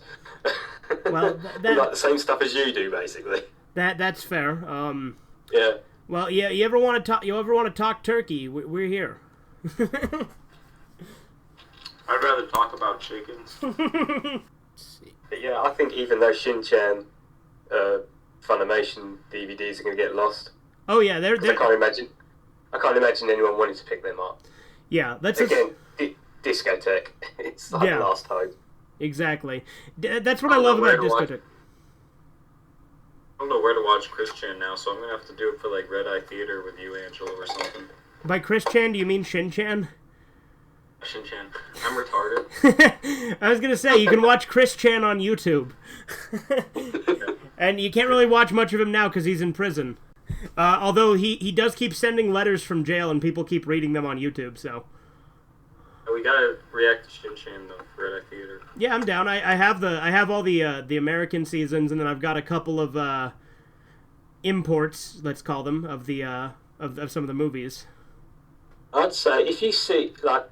What I might do is I might send you just like a link to some stuff on eBay, because there's like those promo discs. Okay.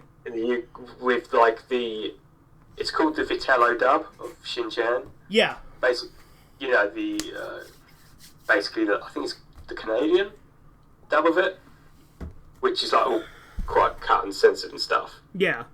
But I don't know. It's like even though it is sort of like cut and censored, I don't know. It's still good.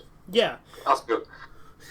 Well, it's just like it sort of adheres a bit more to the original, like the Japanese sort of story, rather than the sort of making one up for like that Funimation did. Yeah.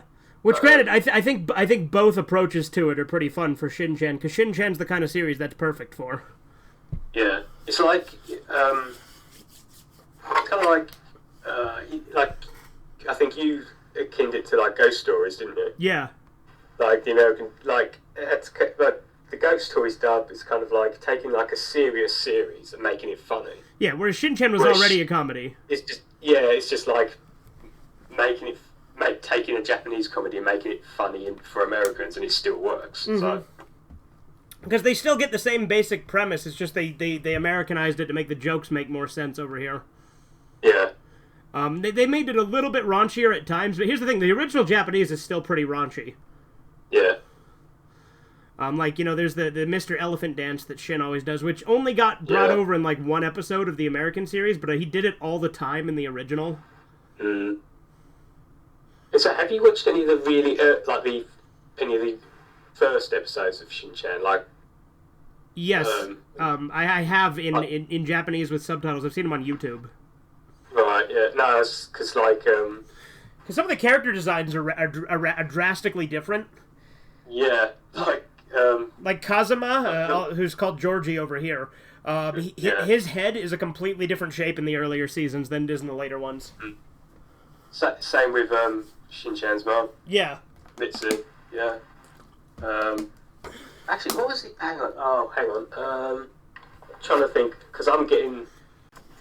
No, she was still called Mitzi in the one we got in the UK. Yeah, her name in Japanese was Misai. Yeah. Whitey was Lucky over here. Yeah, he was he's Shiro in Japanese. Yeah. They purposefully make their artwork worse?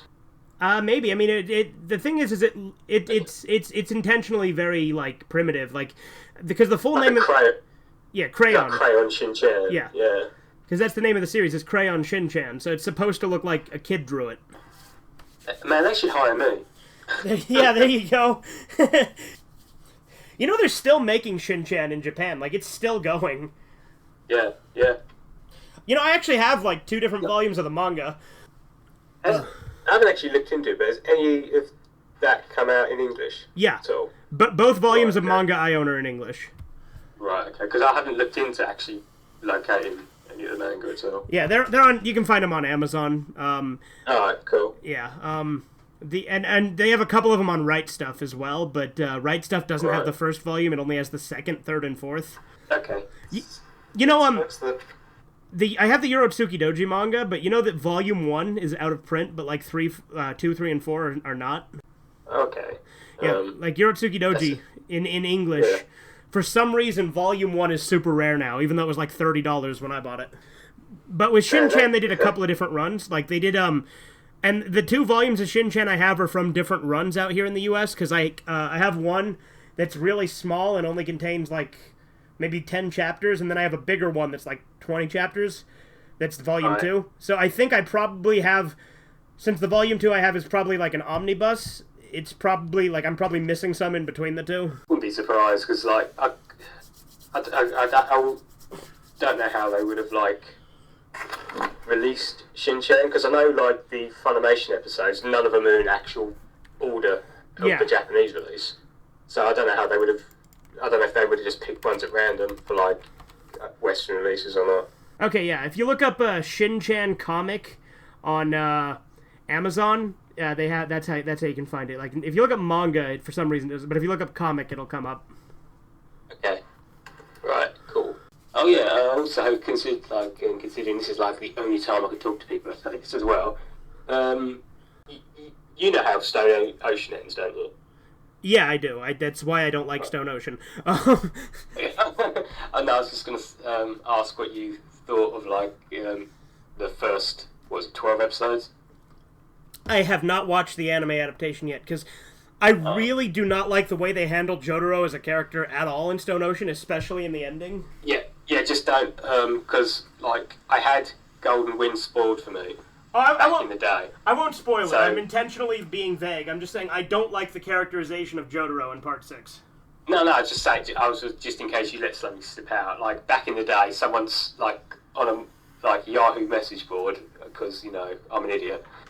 It's like ruined the ending of Golden Wind for me. Okay, yeah. This is probably a hot take, but I fucking hate Golden Wind. Here's the thing about Golden Wind. I like Golden Wind, but the thing is I don't think it's like great. I think it's okay. You know how I kind of see it, because you know when you did your top JoJo's. Yeah. And you kind of felt like Battle Tendency was like a side story. Yeah. That's kind of how I feel with Golden Wind a bit. I agree. Golden Wind is literally just a side story. Like it hardly ties into the main plot at all. You got Koichi at the beginning. You got Jotaro in 2 scenes. You got Paul in the Riff at the end, and that is the only connection. Mm. He could have done so much with like Koichi. Done so much. Yeah. Like I like. Golden Wind is kind like, and I find Giorno to be the least interesting JoJo too. He's, as far as I'm concerned, he's like the most boring. Yeah. Like, even I find him, like for me, he's even below Jonathan. Yeah, and here's the thing: I like Jonathan. I think Jonathan gets more hate than he deserves. Yeah. Because like Jonathan sort of has like human characteristics, whereas like Giorno doesn't. Well, and like Giorno, they could have done so much with, because like the fact that he's Dio's son, they don't go anywhere with that. Yeah. What really pissed me off about it was when Homeworth met, obviously they were body swapped. Yeah. But like there wasn't even like a sense like he could, because they're all stand users. Right. There wasn't even a sense of like this feels like when he was facing Dio. There wasn't even a hint of that. Yeah, and like they make a big deal of it at the start when Koichi's going to like investigate him and stuff. But then like go on. The only thing they do with it is have his catchphrase, you know, be Muda, Muda, Muda. That's it. Yeah. That's the only connection. Yeah, that's like, yeah, I still, I don't know. I kind of changed like my tone on it. Like now, it's like I don't hate Golden Wind. Let me take that back again. I just really, really dislike it. Well, yeah, because it's such a wasted opportunity. Yeah, because they could have done so much with it. Because Dio's son sounds like it could be really great. Like there wasn't even sort of like a power struggle with him. Like he was just like, yeah, he was a Gary Stu. He was super overpowered. Yeah. Like the thing is they make King Crimson ridiculously overpowered, but then they just bring out Gold Experience Requiem and make it ridiculous. I know, and he didn't even earn it. Yeah. He didn't even earn it. And I know a lot of people hate the ending to like how Dio got defeated in Stardust. Uh-huh. But it felt earned though. Yeah. Because like that whole entire end battle, like they were like learning and like adapting to a situation. Whereas at the end of like Golden Wind, Jono was just like done. Yeah, he's just like, oh look, the arrow. I'll try it. Let's see what happens if I stab myself with it. Mm. No, my favorite part is obviously, like I said, part 1, but then it would be Diamond is Unbreakable, then Stardust Crusaders, and then Battle Tendency. I'd put sort of Battle Tendency together with like Diamond is Unbreakable purely for just how fun it is. Yeah, here's the thing. Yeah. I had even more fun with because I rewatched Battle Tendency like a year ago. Right. And I had a lot more fun with it the second time. Like, granted, I already liked it, but rewatching it, I'm like, part 2 is kind of wacky in a lot of fun ways because you have like a Nazi cyborg in it. Yeah. And you have Joseph dressing in drag in Mexico to go to the Nazis, and then he karate chops them, and they say tacos for some reason when he karate chops them. Yeah. Tacos! My favourite quote, I'm going to sort of paraphrase it, it's just like when Lisa basically says, oh yeah, I'm 50 years old, and he was just like, you were born 50 years ago. Wait a minute, that made you 50? Yeah. And it's just kind of like, fuck man, that's like... Well, and here's a fun thing I like to bring up with part 2 that's kind of funny. If Joseph was not peeping on his mom, she would have died. Yeah. Because AC/DC was possessing Suzy Q about to attack, and then he noticed it because he was peeping. Yeah. Well, like, it's... Yeah. Battle Tendency's great. You can't argue with that. Yeah. Battle Tendency's great. And as I said, I still rank it where I ranked it before, but I definitely enjoyed it more second time around. Yeah. But I do still think... Go ahead. No, I just said I feel like... a bit of an idiot, like stating like, oh, I fucking hate Golden Wind, and then 5 minutes later it's like, I don't hate it, I just really dislike it. That's fair. I think it's just all the missed opportunities and what he could have done, just like, it's just like, no, we're just not going to bother with it. Yeah.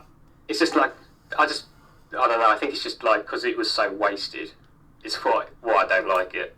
Yeah, and like, granted, I still like, I still really love, like, the 7-page Muda. That's, like, my favorite scene in part 5. But like it has great moments. I just think that overall as a part, it's not consistently good quality. Yeah, I can. And Stone Ocean starts out decent and then gets awful at the end. Yeah, I'd like because when I read the manga, but I only read that up to when Jojo shows up, and then from that until like the 12th episode is like all I've seen and all I know. Gotcha. So yeah, I won't spoil it. I'm just saying I do not like part 6. Cause I've heard a lot of people just don't like Part 6 because of the ending. Yeah, because the ending, it's a cop-out, it's out of nowhere, and it's kind of bullshit. Right. I mean, a lot of people don't like Diamonds Unbreakable because of the ending.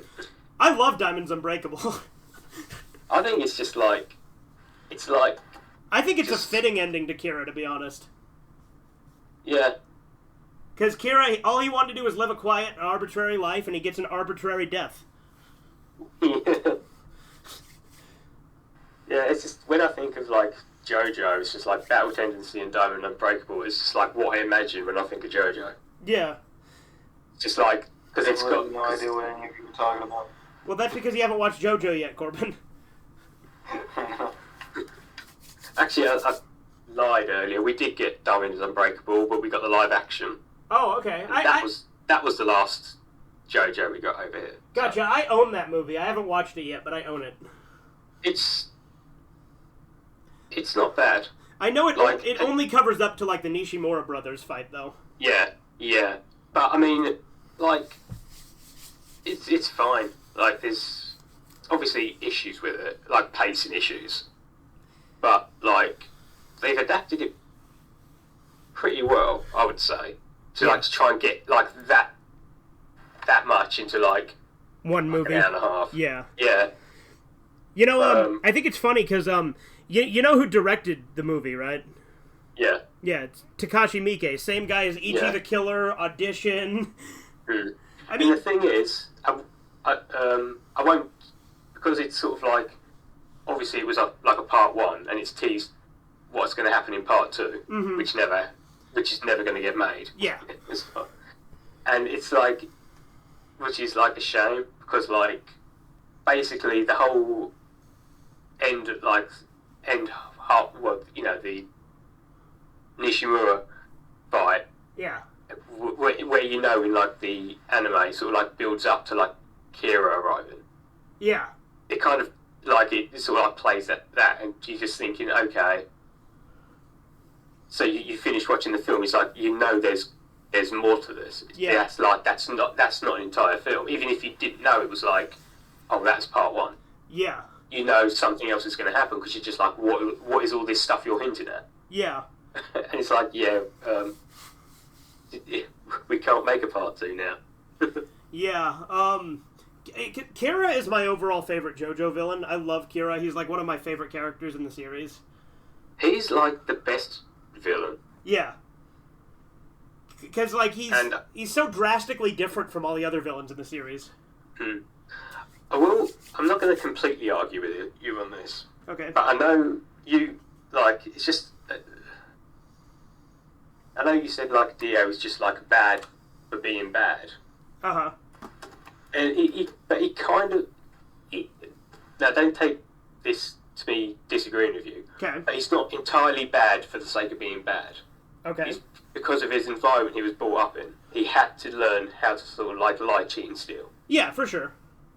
So it's not necessarily like he was born just to be evil. Right. It's just because of his, like, the hand he was dealt, basically. Yeah. I mean, he might have been, like, devious, but I don't think, like, if he was born maybe privileged, like, which is proven, because he was, like, adopted by George. Yeah. But I don't think he's necessarily just bad for being bad. Right. Well, to be fair, Dio is my second favorite villain. That is an oversimplification when I say it. Yeah. But because he does have his own sort of code of honor too. Like, I remember, like, when Wang Chun is, like, kind of bad mouthing Jonathan towards the end of part 1. Dio's like, no, you can't. I won't have you saying any of that about Jonathan. Yeah. Because he's like, he respects Jonathan by the end, because Jonathan's the only one who could inflict so much damage on him. Yeah, no. It's just, I thought I'd just sort of say that, because there was a lot of people say like, Giorno is basically the perfect sort of hybrid. Jonathan, hybrid of them, and I'm just thinking, well, Jonathan isn't. When you think about it, he's not actually, like, noble and righteous when you really get down to it. Because he's not stopping Dio initially to save the world. Right, it's all personal. Like, it's all personal. So if he, like, Dio, like, if you didn't know Dio, and it was just some, like, yeah, Dio was still there, but he didn't personally know him, he wouldn't go out of his way to try and stop him. So Jonathan isn't really that righteous. Yeah, I mean, he was like a gentleman. Like, he defended Irina's honor. Like, Irina, yeah. But I mean, like... You could argue that's just because he was trying to get laid. I always think he did that kind of, begrudgingly kind of thing. Like that's just what's expected of him. Yeah, like, he doesn't really want to do it, but, like, he's kind of like, well, I kind of have to. And he's like, if it gets me laid, then cool.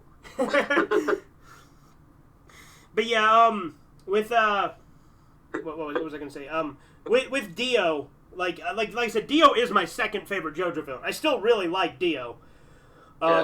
Like the reason Part 1 is my favorite is just because of how personal it is.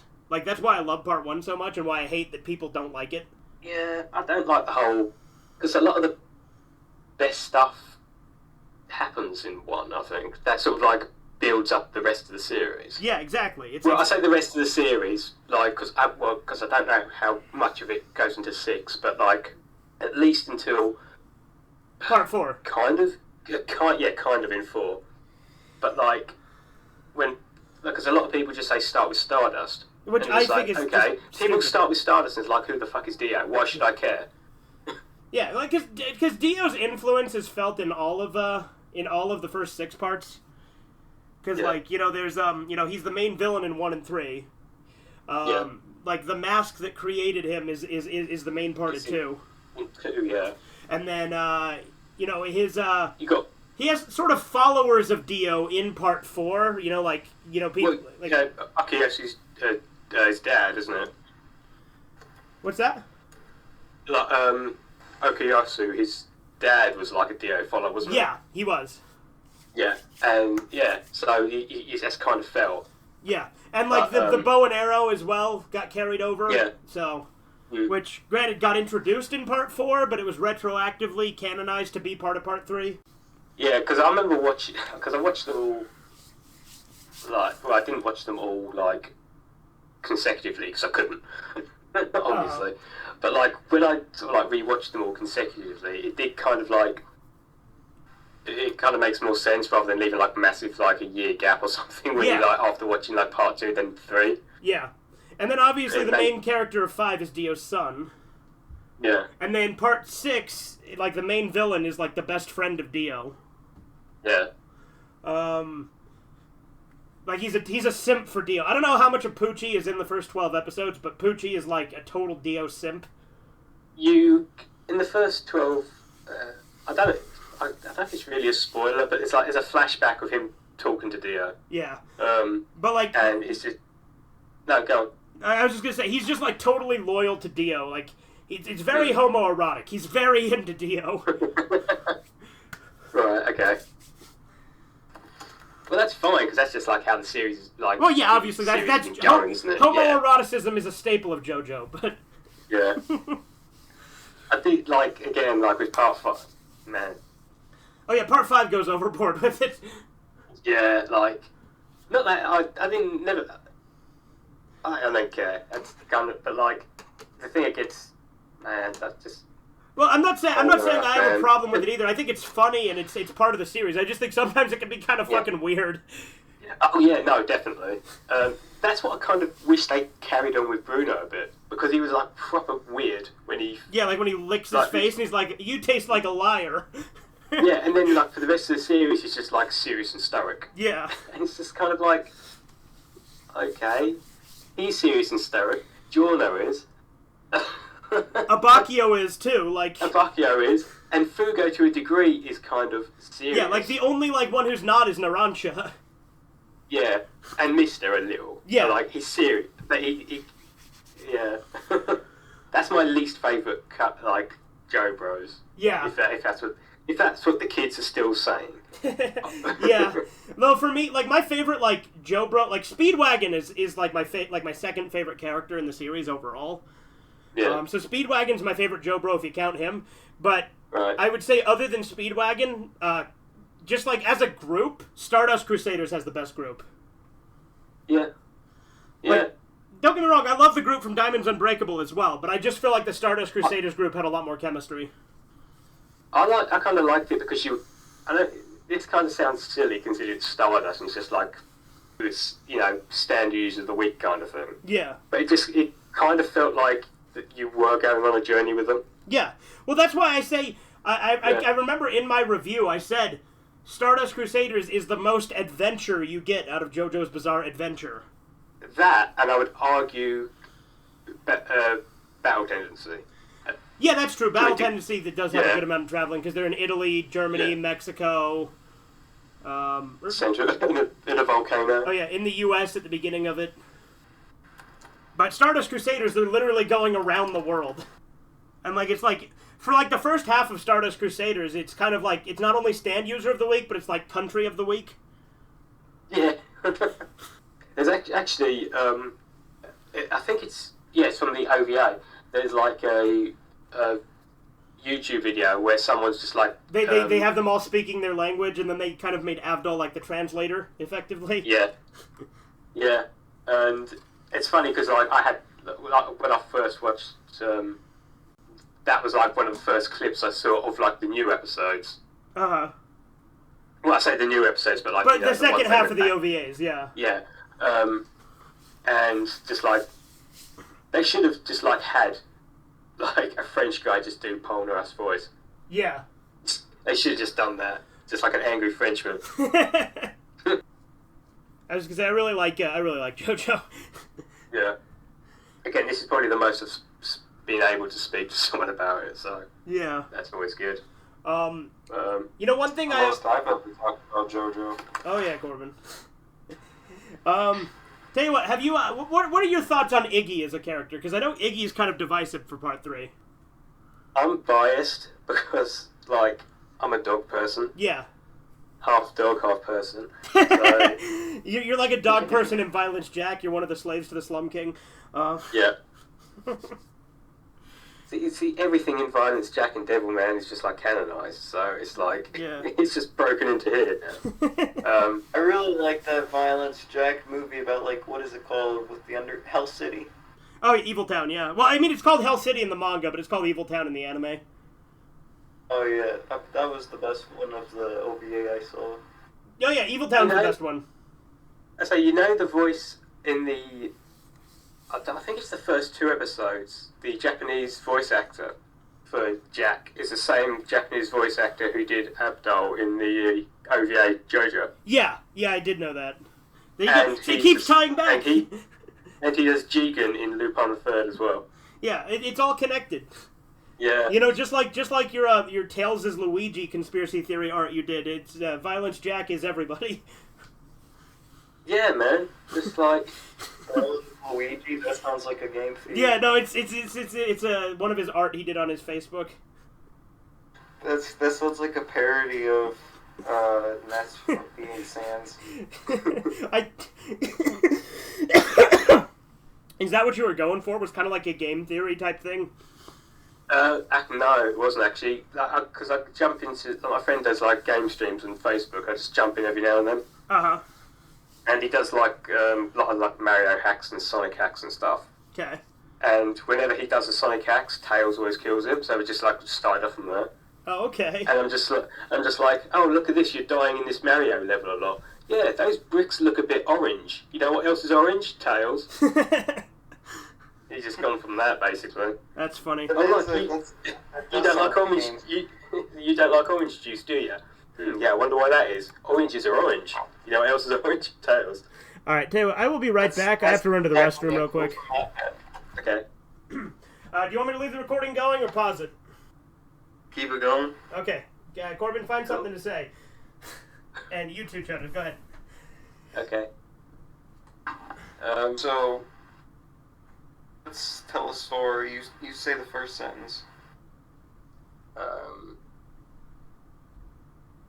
No pressure, but you better do it quick. Okay. No pressure, though. I know. I ate a dog. You ate a dog? Yep. Why'd you do that? Hungry. End of story. Yep, I think so.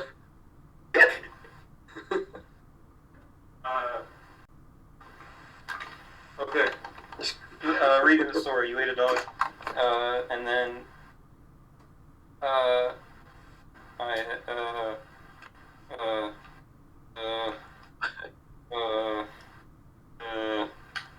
ate a dog, and then I puked it back up. Really? You gotta say the next one.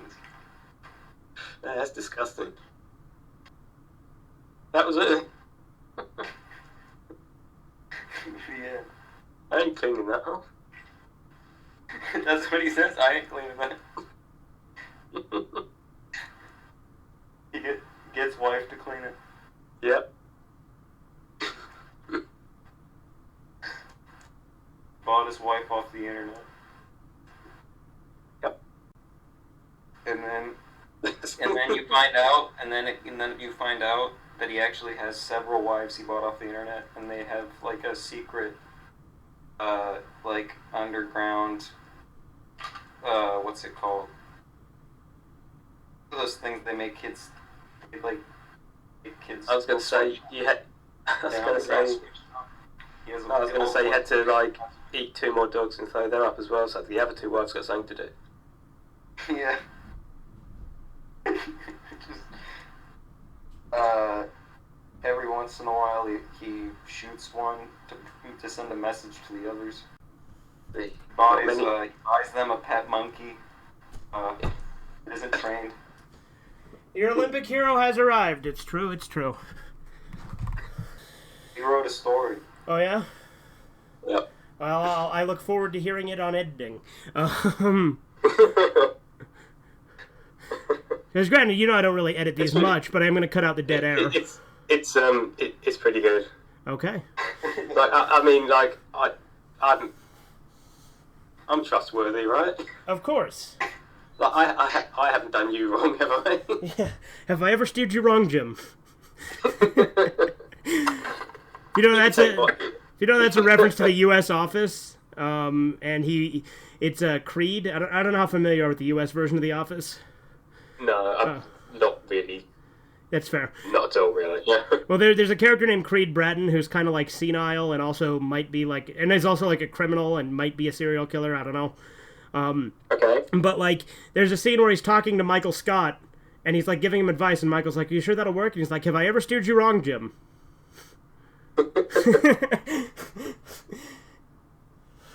No, all honesty, that story's pretty good. It's all right. Like it literally, like we started it as soon as you left, and it stopped as soon as you came back. Just there's no dead air. Very good. I wouldn't even bother. Well, I gotta go through and edit it. Just leave that block. Just leave it unedited because you don't need to edit it. Okay, but I'm not gonna edit that. There's dead air earlier when I left the first time, so I'm gonna edit that. No, I'm pretty sure there wasn't. Somebody doesn't want me to listen to the track until it's uploaded. You're from British. What do you think of Ricky Gervais? I don't know. I try not to. What do you think of tea? Sorry? What do you think of tea? I'm drink more coffee, to be honest with you. So I'll be burnt at the stake soon. I can't. Tea's nice. What do you think of scrumpets or whatever they're called? Do you mean crumpets? Crumpets. What? No, I mean bagels. What the hell is a crumpet? Hang on. Because I always just kind of assume that what you call crumpets are what we call biscuits, but I think what we call biscuits are just their own unique thing. I think from what I can tell, like, because being like young, what the hell?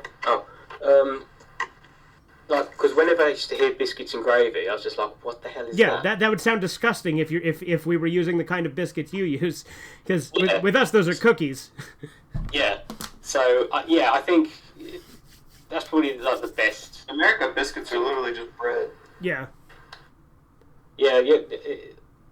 Like sort of, I'd say crumpets is like one of the closest things I would say. Okay, sort so of like when I tell people that what you guys call crumpets is we would call biscuits, that's not far off then. No. Okay. It's like when this was like years ago. I did this podcast where someone had like one of my American friends that like had spotted dick, and they were just like, what is that? Yeah. And they found like a tinned one, and they took it out of the tin and showed me. It's just like this, and I was like, it's not meant to look like that, because it just looked like this sort of like soft, squidgy mess. Yeah. And it's not like that at all. Well, that's what happens when you get stuff. Like, it's a funny thing when we get stuff released over here that they say, oh, it's this thing from this other country, and then you go to the other country and they have no idea what the hell you're talking about. Yeah. Like, in Sweden, they release a bunch of stuff they call, like, American sauce and stuff like, but it's just shit they just make up and just slap an American label on it. Oh, okay. Yeah, like Vine Sauce Joel talks about that all the time. Like they'll have like a instant meal called like an American breakfast, and it's just a bunch of random shit that we never do over here. So it's like, fair enough. I know what you mean, though. Yeah. So I feel like the whole tin spotted dick is probably a similar thing. Yeah. Where it's like a bastardization of it. Yeah, I mean, it's just like. When I really sort of like look at it, like, because obviously over here it's like I don't think twice about stuff what it's called. Then when you're talking to someone, because I still just talk to people like they know what I'm talking about. Yeah, and I mean that's the one thing about me is when you say something, I'll probably know what you're saying just because I watch so much British television. I know most of the slang. Right. Yeah. So like you ever seen Peep Show? Yeah, sort of. I never used to like religiously watch it, but like have seen like on and off a few years. Yeah. Got you. I'm showing my friend Peep Show, right? And I constantly have to quote unquote translate it because he doesn't understand what they're saying a lot of the times because of all the slang. Right. Okay. So that's really funny. So what's some of the stuff? What like specific things like where you've had to he's asked, like, what is that? Well, it's hard to think of a specific example off the top, but let me think. Like when there's like a pun, like that's based on. God damn it! Putting me on the spot makes it harder to think of. You know what I mean? Yeah. Well, like, that's okay. Like for instance, like I've had to explain that flat is like apartment, or I've had to explain that pants means underwear, or oh yeah, no, he didn't know what a bog was. I'm like, no, that's the toilet. Yeah. He didn't know that a bog roll was toilet paper. So stuff like that, like little simple things I have to explain because like they'll like rapid fire say something really fast that has a bunch of those like slang things and it'll have some pun or punchline and he won't get it, so I'll have to explain it for him to know what the joke was. Right. Okay. I like how in the A Clockwork Orange book, like it forces you to understand like there's so much slang in it that it's really hard to understand what it's talking about. Well, yeah, but Clockwork Orange made up his own set of slang because he didn't want to get dated. Yeah, I know, but I just think it makes up so much of the book though that it makes it really hard to understand. You have to like actually figure out what the slang means. Yeah. To even understand what's going on. Yeah, if you want to get reading it Real Horror Show, you got to start to understand it. Oh yeah, I just wanted to go back because you just asked my opinion on Iggy. Oh yeah, you're right. Yeah, Iggy. Let's see I was here. just gonna say because I'm half dog, half person. Right.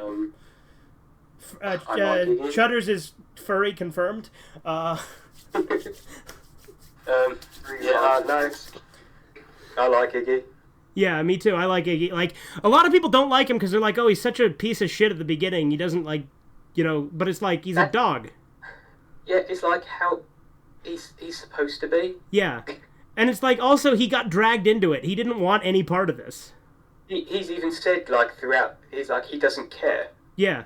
Like, he's like, I've got no, I don't care that basically these humans got this problem with this Dio guy, let them deal with it. Yeah, and then when he gets personally invested at the end. Which is totally how anyone would be like. Yeah. And especially I've got no a dog. investment in this, why should I care? Yeah, and especially a dog, So, yeah. But yeah, I like anyway, it. that was, yeah. And I like Iggy's chemistry with Polnareff too. How they have kind of a love-hate. Yeah. What about Shigechi from Part 4? I like him. Yeah, me too. A lot of people don't like him because he's like kind of a little scammer. This stuff, but it's like he's a little kid. What do you expect? Yeah, I mean, but the thing is, look what Josuke was doing. Yeah, exactly. Like they're all kind of shitheads in Part 4. They're all little delinquents. But the thing is, that's how kids act. Yeah. So I don't see. It's like, why is it okay for Josuke to do it? Yeah.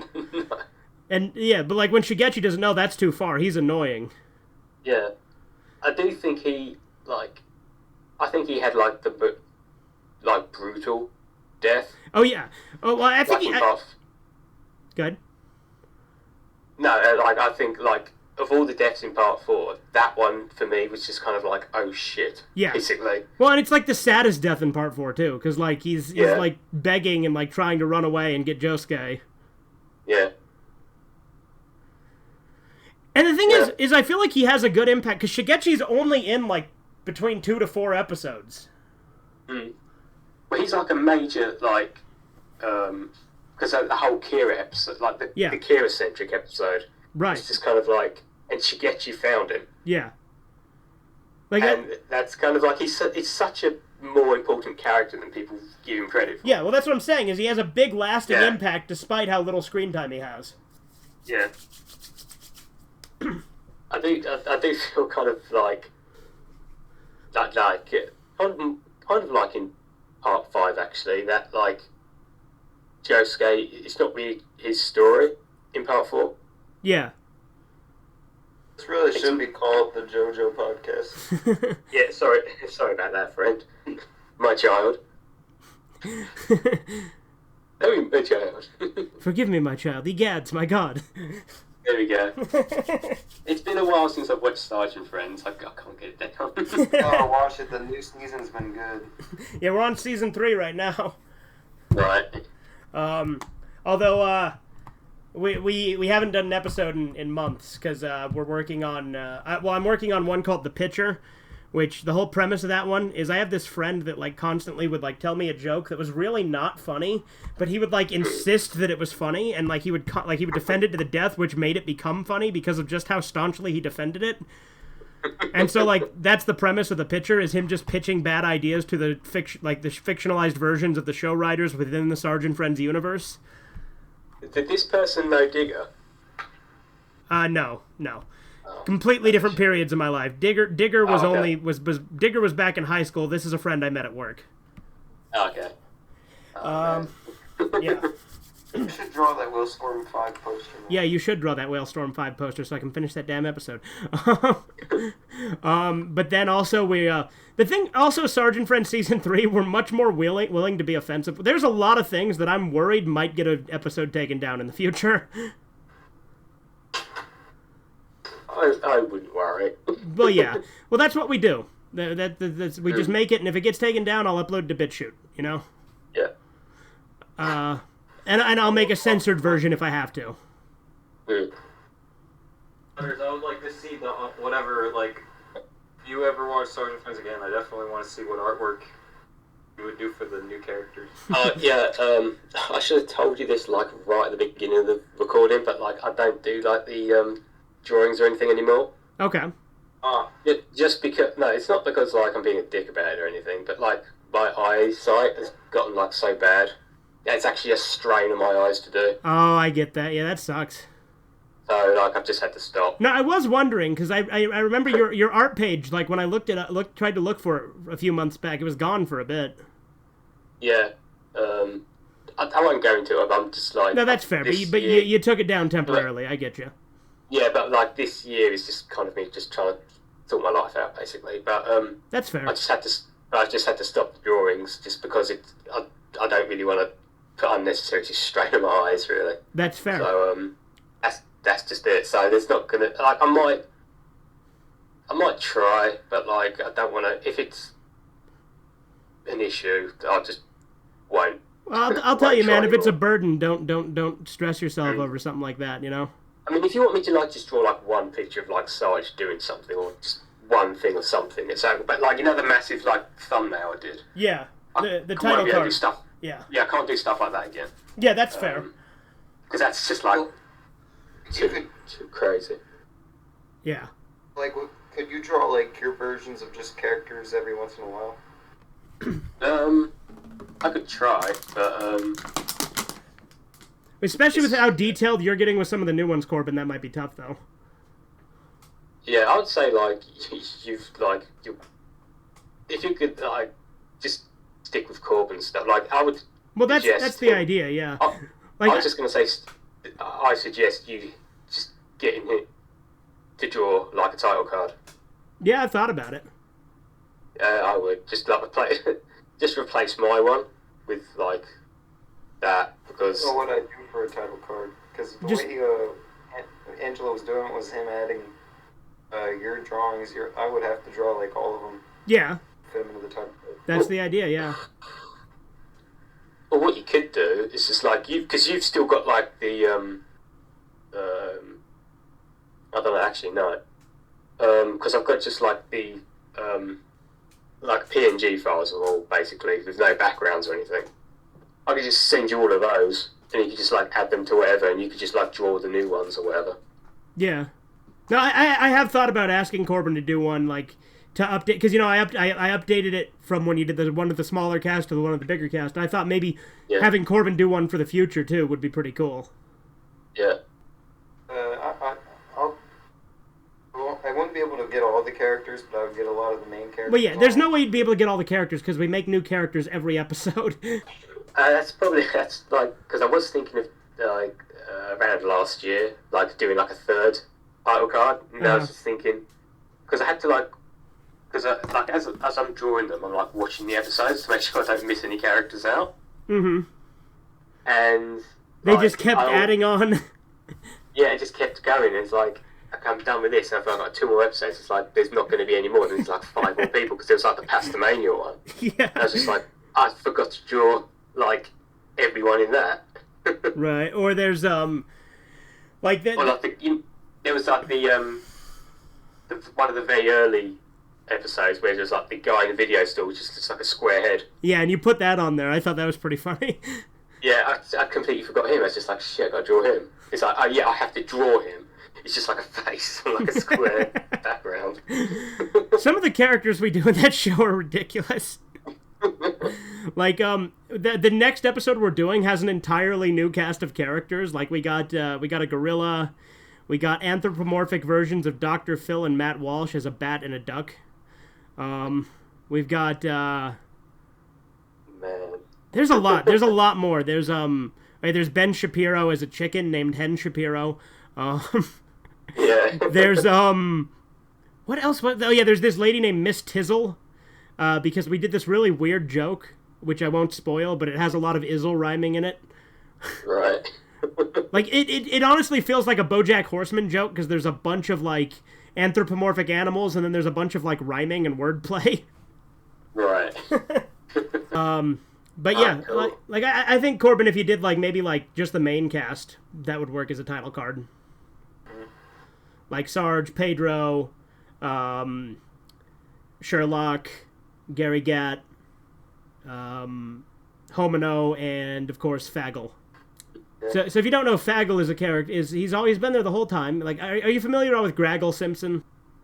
That whole meme going? Okay. Well. Oh no. Okay. Well, it's a whole gaslighting thing online where people try to claim there was a Simpsons character named Graggle who was cut out of the series that was there early on, and they try to cover him up and cut him out of all the episodes. Right. So Faggle is kind of like that, where we'll just randomly have him appear in an episode as if he's been a part of the main cast the whole time, but then he just won't exist in any episodes he's not in. Okay. Yeah. Yeah, and he's gonna talk about how he likes cryptocurrency. comments. Yeah, we came up with all these weird characteristics for him, like he's a Holocaust denier, he's a cryptocurrency scammer, he's a he voluntarily registered as a sex offender without committing any sex crimes. Like, just a bunch of weird shit. Yeah. Cool. But yeah, anyway, I thought I'd mention that, just like, that's the reason why there's no more new stuff. Yeah, I figured there was probably a reason, but, yeah, that sucks. But, I mean, like, you still feel free to, like, use whatever one, you know, like the digger picture and, you know, stuff like that. Yeah. You still use it, I don't care. Yeah, I appreciate that. Yeah. But there just won't be more, and I get that. That's fine. I mean, like I said, there might be, like, but it all depends. But there likely won't be. Yeah, I mean, don't expect, there might be, but just don't expect anything. That's fair. Well, and I really like, because if you don't know, Corbin's art has just been getting better with each episode, too. Like, it's just been improving massively each time. Because he uses a tablet to draw now instead of a keyboard. Right. Because I've used nothing but a keyboard the entire time. Yeah. And, well, it shows. Yeah, his, well, I mean, that's, like, was that also true with, like, your videos? Like, the little animation where you called me and asked me about the DVDs? You know, like, you get, on the laptops, you get, like, the tiny little trackpad? Little trackpad. Yeah. I've done everything on that. That's crazy.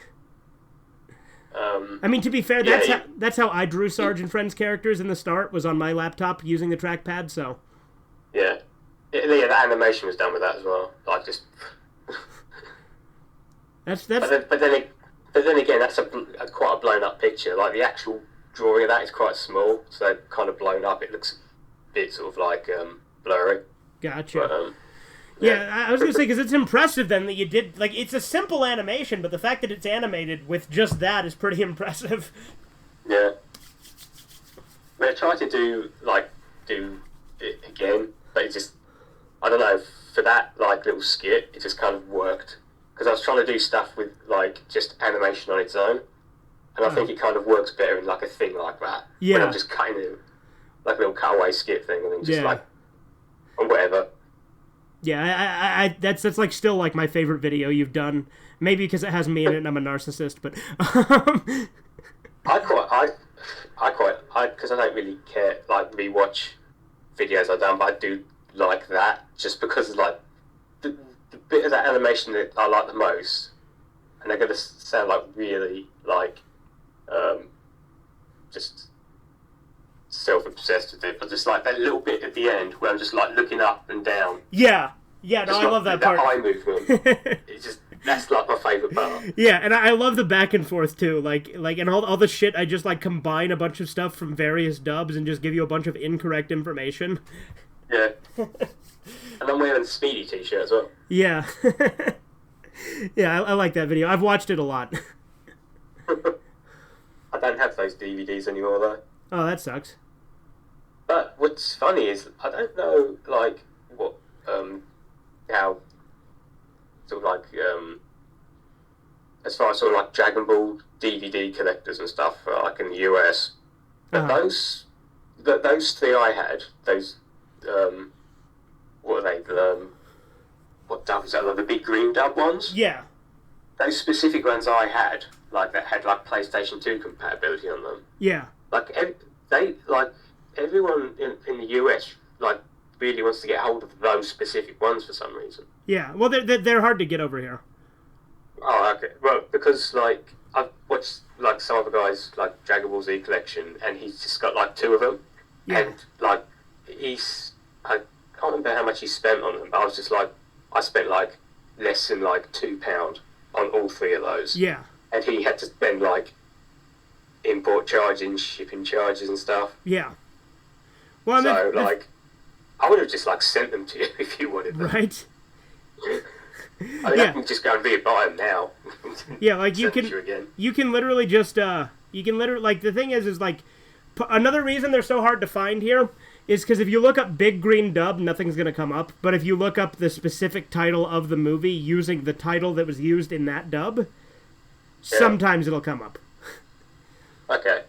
Yeah, because, like, they're sharp all the time over here, those. Yeah, I would imagine, because, like, wasn't that, like, some of the earlier releases you got over there? I believe, because I'm not sort of very sort of versed in, like, Dragon Ball releases and stuff, I don't really know, like, apart from, like, constant re-releases of Dragon Ball Z, I don't really know what else was released over here. Gotcha. Because, like, yeah, we'll get the same release of, like, Ghost in the Shell, Akira, Dragon Ball, One Piece, Naruto, like, everything else, but we're still not going to get Diamonds Unbreakable or Golden Wind. I mean, I'd buy Golden Wind, even though it's my least favourite. Uh-huh. It's just we ain't got it. Yeah. Whatever. Well, was there any other topics either of you boys wanted to talk about? JoJo's Bizarre Adventure.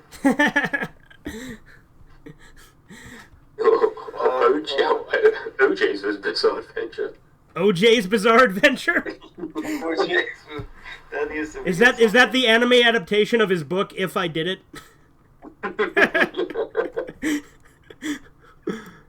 Because you know he wrote a book called If I Did It, right? Yeah, I know all that. Like,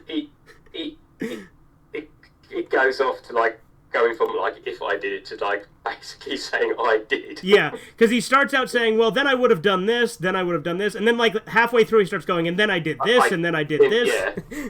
It turns into, like, yeah. That's why in... literally... Go ahead, Corbin. So he literally just admitted it. Yeah. Yeah. But there's, like that's why in Sergeant Friends, in, what episode was it? In Burt Cocaine... how there's that interview with R.J. Stimson, and I put that joke in where I'm like, yeah, I wrote my new book. It's called How I Killed My Wife and Got Away with It. It's an autobiographical piece. It's a completely hypothetical scenario. Meanwhile, 15 minutes later. I feel like Burt Cocaine was like where the series started to just improve with every episode. Like, granted, like, I mean, I think the show has been improving since the start, but I feel like Burt Cocaine was, like, when I really started to feel like the show is really starting to hit its stride again. I think this has been, like, the best season I agree. we've done for sure. Well, and I like, so far I think the best episodes this season are Gary Gat Revenge is probably the best. Then Burt Cocaine. What else is there? There's Sherlock Bones, right? We've done a few. We've done like 5 episodes this season, haven't we? Or like 4? Sherlock Bones is a good character. Was the best character introduced this season, I think. Yeah, I agree. And he was like he was the season premiere. Was the Sherlock Bones introduction? Hey, Chudders, have you seen any of Sherlock Bones? No. You ever read the comic book Watchmen? I'm familiar with it. I haven't actually read it, though. Okay, have you seen the movie? Yeah. Okay, you know Rorschach? Yeah. Imagine that, but a skeleton.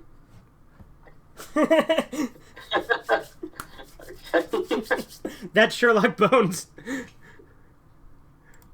And also kind of a detective and stuff, but... Oh yeah, the Halloween one. That's the only one I forgot. So we've done 4 episodes this season. We've done Sherlock Bones, Burt Cocaine, Sarge's Halloween double feature, and Gary Gat Revenge. And I feel like all of the episodes have been better than the previous seasons. Like Sherlock Bones, I think the first episode of Sherlock Bones is I think the low point of the season, but it's the first episode of the season. I feel like it gets better with each one. Sorry about that. Yeah, no worries. It's probably it's probably like 11 o'clock there, isn't it? Yeah, just go on. Okay. Yeah, no, I was just saying we've done 4 episodes, and I feel like they've improved with each one. Is what I was getting at for this season. Cool. Yeah, no, because I was just about to say, I don't know how long you guys want to go on for, because like I just have to like move downstairs, but I can go as long as you need to, as long as you want to.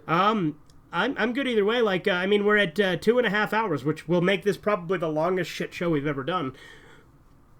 Already, but I don't want all of it to be JoJo, so let's Yeah, okay. Yeah, Corbin, let's have you do a topic. So, yeah. Alright, so I'm just going to mute everything and go downstairs. Okay, sounds good. All right, Corbin, take the floor. I'd rather take the roof and the wall. Okay. And the windows. To the window, to the wall! Okay, now I just need to make the title for this. What, for Whalestorm 5? Yeah. Corbin, what are your top 3 favorite animes? Number 1 is Death Note, and then 2 would be the Devilman OVA, and then 3 would be probably One Punch Man. Okay. For anime, but if we're talking manga, Berserk is my favorite manga. Gotcha. I'm surprised my friend hasn't joined since he wanted to be a part of this, and then I added him to the server, but then he hasn't actually joined the chat. You're gonna have to get him. Maybe ask him if he forgot or something. I don't know. Yeah, maybe. I like it. I like how you go ahead. I messaged him because his thing says DM me the word tomato, so I messaged him the word tomato, and it said put this on your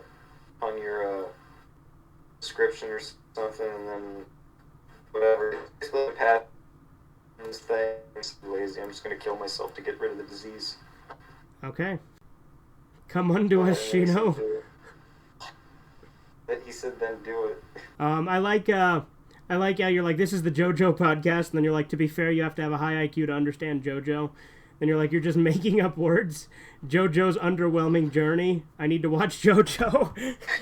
Just that sequence of posts. You know, they are doing a new season of Beavis and Butthead now on Paramount Plus. Hope it doesn't suck. Yeah, I do too. The movie was good, so hopefully the new season will be good. Yeah, I like that Butthead was really based in it. Yeah, I thought it was really fun. I still think Beavis and Butthead Do America was better, but it was still fun. Yeah. So I think Beavis and Butthead, the reboot, will hopefully be the same as Beavis and Butthead has always been, because Beavis and Butthead has a very specific sense of humor, and the 2011 series had that humor too. So I'm really hoping that carries over to the new version. Oh, did I tell you I found some of the books from that guy who made Hong Kong 97? Yeah, what are the... Can you read them?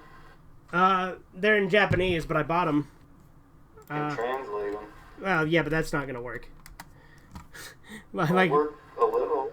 Yeah, but when I tried to translate Violence Jack, that was a mess. If you want to at least understand the themes of the book. Yeah. How well did it work when you did it for Violence Jack? Not well. I gave up on and just started looking at the pictures for context at one point. Because you would get lines that didn't make any sense, like your mosquito who's possessed by the devil has taken over this world. Your mosquito who's possessed by the devil has taken over this world. Yeah. That sounds perfect. That doesn't sound like there's anything wrong with that. It didn't make any sense. It didn't make any sense in the context. Then there was, of course, my brother has told me that my nigga is on. It threw the N-word around a lot when I tried to Google Translate it. We're just probably ruining Google Translate on purpose or something. I don't know, maybe. Like making it think certain words. Yeah, maybe. But yeah, one of the books I bought from Kowloon Kurosawa, the creator of Hong Kong 97, is Suspicious Asian Way of Life Infiltrated the Dark Zone of Chaos. So that's a pretty cool title. I'm sure it did, but what's that got to do with me? Sorry, no, I've only just set up down there, so I've been listening the entire time. Haven't moved at all. Have you really? No, I had to set up downstairs. So okay. That's why it's taking me. I have no fucking clue what you're talking about. Okay. Well, we were talking about how insert joke here. Well, that's all well and good, but that's got what to do with me. Yeah, I was talking about Kowloon Kurosawa, the creator of Hong Kong 97. Oh, right, yeah. Yeah, I bought a couple of his books in his PS2 game. Because if you don't know, he's done a lot other than Hong Kong 97. It's just Hong Kong 97 is all he's known for. Yeah.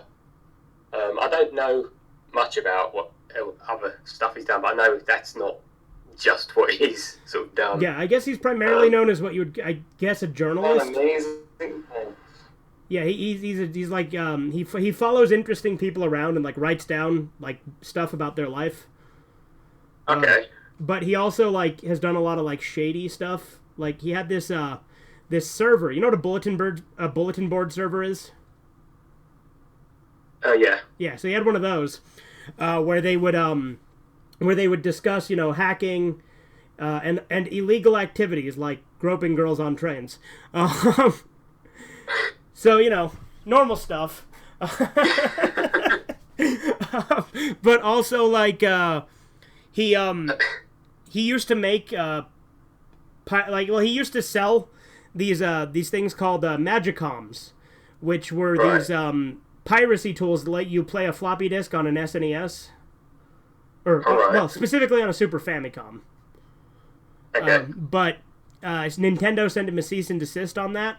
So he sort of made Hong Kong 97 as kind of a fuck you to Nintendo. So that's why he made it for the SNES, or for the Super Famicom, rather.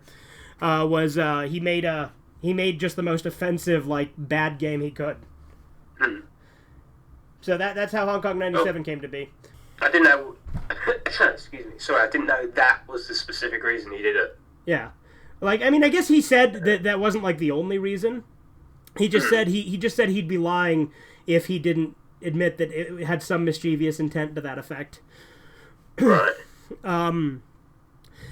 But like the dead body that's on the game over screen came from you know what a mixtape is in the world of like extreme cinema? No. Okay, well a mixtape is sort of like a compilation of just like fucked up videos. Right, okay. So like that's where that comes from. It's from a mixtape that got released in Japan. It's something called like Shin Death Files 3 or something like that. Okay. Which is just a compilation of people dying. You know, you know what Faces of Death is? Yeah. Yeah, kind of like that. Okay. So it's one of those. But like I guess the dead body they used for the game over screen was a guy who died in like the Bosnian Civil War or something. Okay. Yeah. Huh. But no, he's an interesting guy because like all of his stuff is like underground and like unknown, and like he travels around Southeast Asia all the time. He goes to like Cambodia, China, like he mainly goes in Southeast Asia. But like he follows people around and like does articles about them and videos on them. And he's written a ton of novels. Yeah. Yeah. What? Is it? Do they have like sort of like themes throughout the whole thing, or is that are they just kind of like what are they about? Like, so he specifically like both his novels and his articles typically focus on what he says are things that society tends to overlook. So you know, criminals, sexual deviants. right. Stuff like that. Like he goes out of his way to find like underground, sort of society's underbelly. Right.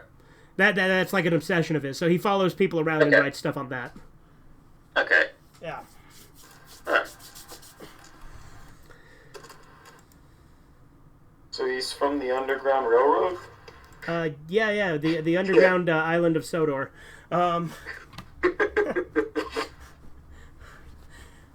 Yeah, you know, I used to watch Thomas the Tank Engine all the time when I was a kid. Yeah, me too. I like when it would show like the junkyard or whatever. Oh yeah, like that episode where that guy was going to be scrapped. Yeah, I like the episodes that show them die in horrible ways. Yeah, the show could be pretty dark at times. Then there's that one where like Henry gets like put into a brick wall as a punishment. Yeah. I also like when George Carlin narrated it. Oh yeah, he did do that, didn't he? Like over here, like I think it was Ringo Starr in the UK, wasn't it? Yeah. That's funny because that was like my first introduction to like the Beatles as well. Yeah. Yeah, because like when your parents say like, oh yeah, you know, because your parents would just like sort of throw out information. It's just like, oh, they're the guy from the Beatles, and I'm just like, yeah, of course it is. It's like, well, what's he doing here? Talking about Thomas the Tank when he should be out working.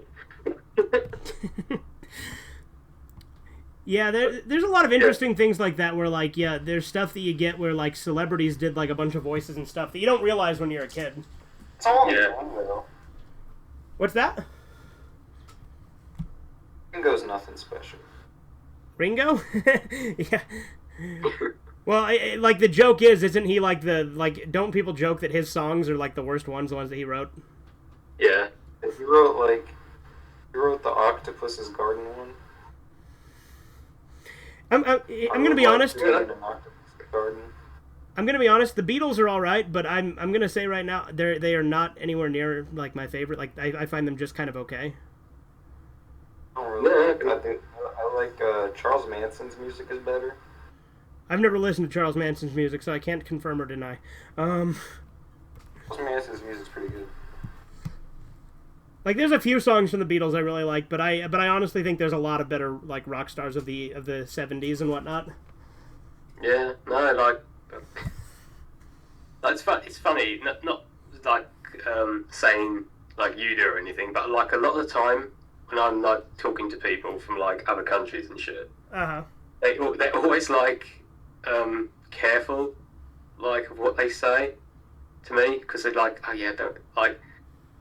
Rather than just like saying I hate this that came out of like the UK or something, they're kind of just like saying, yeah, it's not my favourite. It's just like a heads up kind of thing. Like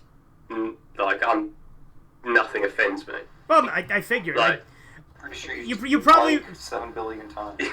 you probably wouldn't talk to me if things offended you. But like you could say like anything you want about the UK. I'm just like, yeah. Fuck it, I don't care. Well, that's fair, Like, but in all honesty, like I'm mostly indifferent to the Beatles. Like I find them okay. Yeah. Like no, like I think a lot of people like would probably say that. Yeah, like I think Led Zeppelin was better. Like because I think that they both did stuff in the 70s, right? Or was Beatles more? Yeah. Beatles was 70s mainly, right? I'm not like entirely versed with like their career and stuff because I'm not that old. Yeah. I mean, you could have fooled me. I think Beatles was 70s, like is when they did most of their hits. Yeah. Yeah. No, like if I hated the Beatles, I'd just straight up tell you I hate the Beatles. But I don't hate them. I'm just indifferent. Yeah. It's you're fun. You're gonna get like billions of comments now. Yeah. From like everyone like saying like this chudders guy, he's not really British, is he? He's just putting on a British accent and pretending. Yeah, there you go. Turns out no thing about the Beatles. You're actually Jim from just down the street. You're like 3 houses down from me, and I have you put on this accent and pretend to be in a different time zone. Yep. I fucked up the schedule yesterday just to prove that. Yeah, and I even let the mask slip earlier when I accidentally called you Jim, but then I covered it up by saying it was an Office reference.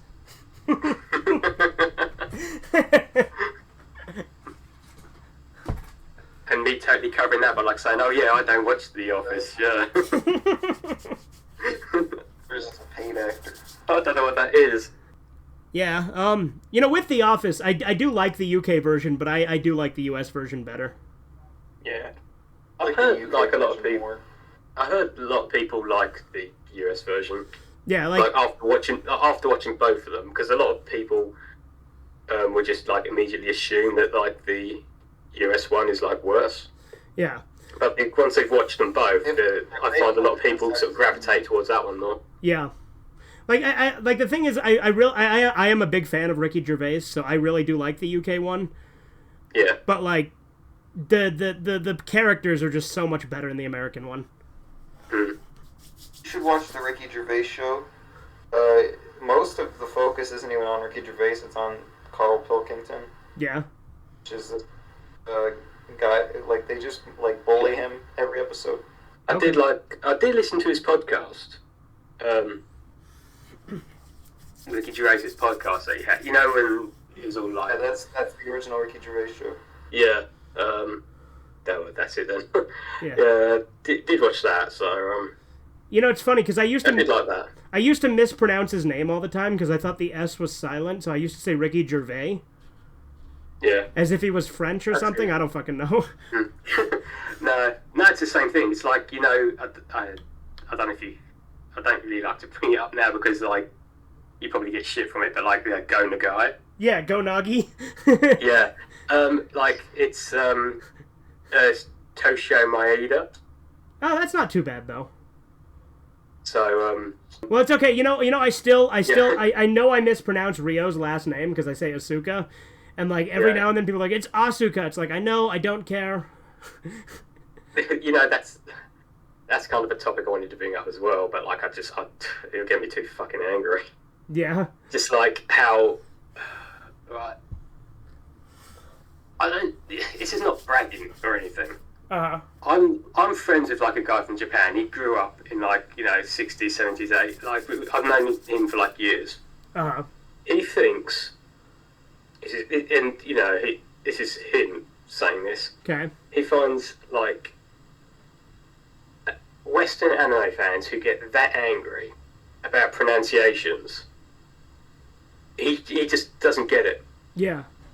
Because it's like they get angry at, like, someone who's not natively a Japanese speaker mispronouncing a Japanese word. Mm-hmm. But they don't get angry at a Japanese person when they say something like "thank you" with an S. Yeah. Why not? If you're going to get angry at one person for that, you should get angry at the Japanese for that. Yeah. That's how I figure it. No, like, yeah. I had a friend who didn't like saying the word fag, but she was okay with rape jokes. Yeah, So have some damn consistency. Yeah. Like, I think I've still got the video because it's up on, because, like, I did Let's Plays, but she put, like, a little disclaimer in it, like, saying, like, because someone just said fag in the video, and she was just like, oh, I'm really sorry for this, but then, like, 10 seconds later, she's doing, like, these fucking rape jokes. Yeah, like, I find that, like, the context of something is much more important than just, like, what word was used. Yeah. Like, if I was maliciously, like, trying to, like, belittle, like, a Japanese person, that would be different than me just saying a name wrong, you know? Yeah. Like, that's funny. But, like, like Ryo Asuka, right? I always say Asuka. And people get on me for that. And I intentionally, specifically say Asuka because people keep getting on me for it. Yeah. I mean, I would as well. Yeah, but, like, the thing is, like, people say, well, it's Asuka. I'm like, yeah, but that feels weird to have to say in a sentence because that's 3 syllables instead of 2. But they're like, well, you know, Japanese, they'd say Asuka, which, you know, because that's because a lot of the times they kind of skip over vowels in Japanese. Yeah, it's like if you got angry at me for saying manga. Yeah. It's just how the UK, like, the British vernacular is. Yeah. Well, and it's like in the UK, you guys say guillotine, whereas we say guillotine here. Yeah. Or like Jaguar. Yeah, exactly. I'm not going to criticize that because that's the accent. That's just what it is. Yeah. But I thought it was called a gelatine. Well, it was gelatin. Gelatin, yeah. You serve it up for dessert. How can you kill someone with jelly? Yeah, that's another one. You know, gelatin in the U.S. we typically call Jello, and we call jam jelly. Yeah. Whereas you guys would just call jam, and gelatin you'd call jelly. Yeah. It's like when I used, like, in The Simpsons, like, watching back in the day, they'd say, like, peanut butter and jelly, and then there's us thinking, like, what? Yeah, you're just gonna put some fucking gelatin on their sandwich. How can you have that in a sandwich? That doesn't make sense. How different is jelly from gelatin? Well, what do you mean, Corbin? Because jelly... Are they not made from the same things? Like, you're asking how different jam is from Jello? Yeah. They're pretty different. Because gelatin is made from, like... I mean, like, what's in them? What's in... I was about to tell you, if you let me finish. Jello is made from, like, ground up, like, horse hooves and stuff like that, whereas jam is made from fruit. Don't they both have fruit? Yeah. But jam doesn't have the horse hoof stuff in it. They'll do that for Jello? Yeah, that's why vegans don't eat it. Huh. I thought we figured out how to do that without doing that. No, that's how we make it. What do we use for gum? I don't know. I think there's something. There's animal in gum. There could be. I know that some of the red dyes we use in like candy and soda and stuff is made from ground up beetles. Vegetarians don't make any sense because they think bugs and fish are okay to eat a lot of the time. So gum is made from resin, wax, and elastomer. So, is elastomer like rubber? Is that what that is? Let's see. Elastomer is any rubber. Yeah, it's rubber, basically. But what is it made from? Let's see. Where do we get it? As long as it tastes good. Yeah, there you go. I mean, to be fair, most of the food we eat nowadays is like, super genetically modified poison, effectively. Yeah.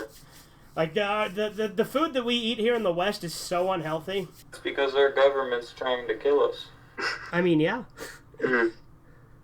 But I think with because I remember I was listening to a podcast the other day on Timcast, and they were talking about how like the poorest countries tend to have the highest quality food because like you go to like Africa or like South America, they have like fresh meat because it has to be fresh because they don't have any way to refrigerate it.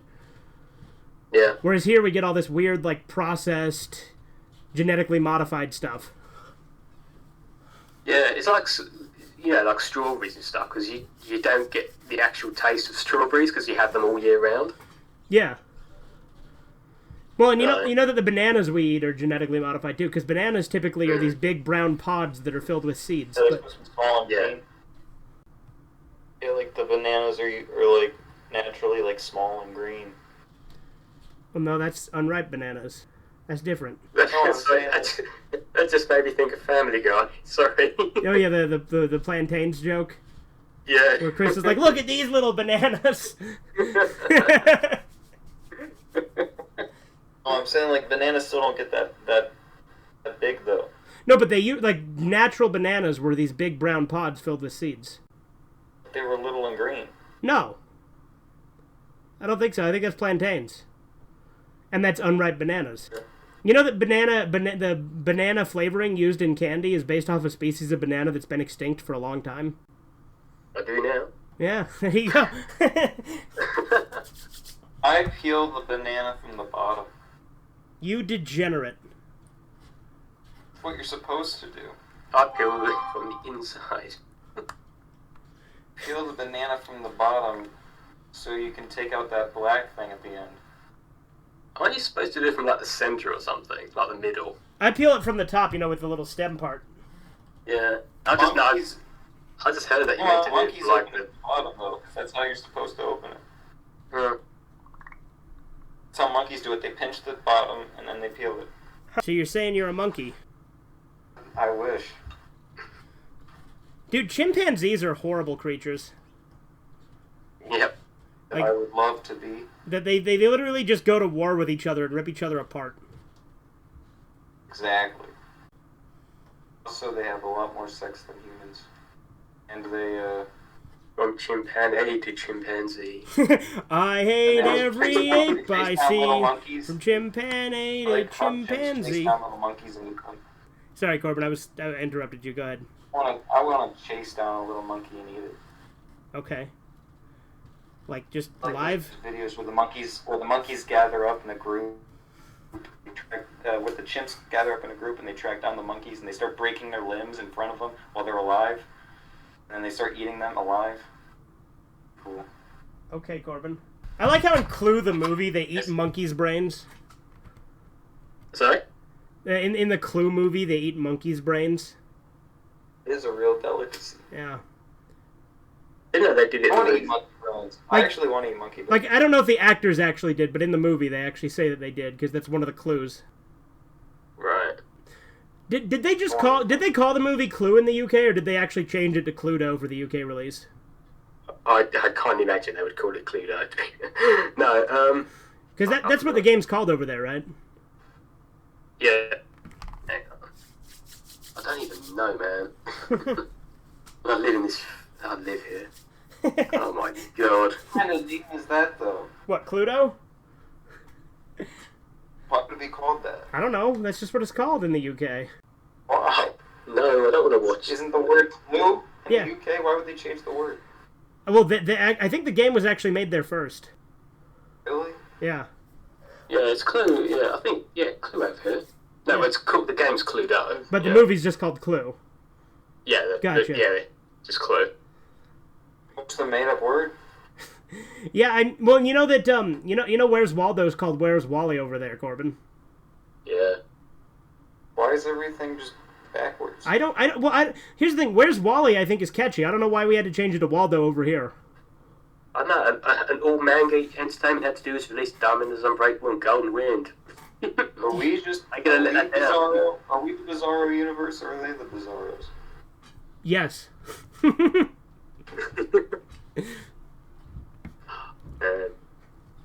Fucking hate living here sometimes. Well, that's the thing that can be kind of complicated with having a conversation, because you'll be talking about something and you'll be talking about the same thing using a completely different name. Yeah. Like there's a series of RPGs called Dark Cloud. And there's two of them. There's Dark Cloud and Dark Cloud 2. But Dark Cloud 2 is only called Dark Cloud 2 in the US. It's called Dark Chronicle literally everywhere else. Okay. Yeah. I don't get it. Or like how Final Fantasy was misnumbered when it came out over here, back on the SNES. I can kind of see from a mindset back then why they would do it. Right, because it's the next release that we got over here. Yeah. Because then you don't want people being like, "Where's the other ones? I gotta go find the other ones." Yeah. It's like again, it's like this. As long as going along with like stuff being released, it's just like name changes and stuff. Like just fucking weird. Yeah. Well, like, and then there's the movie Brain Dead that's also known as Dead Alive. Dead Alive, yeah. Yeah.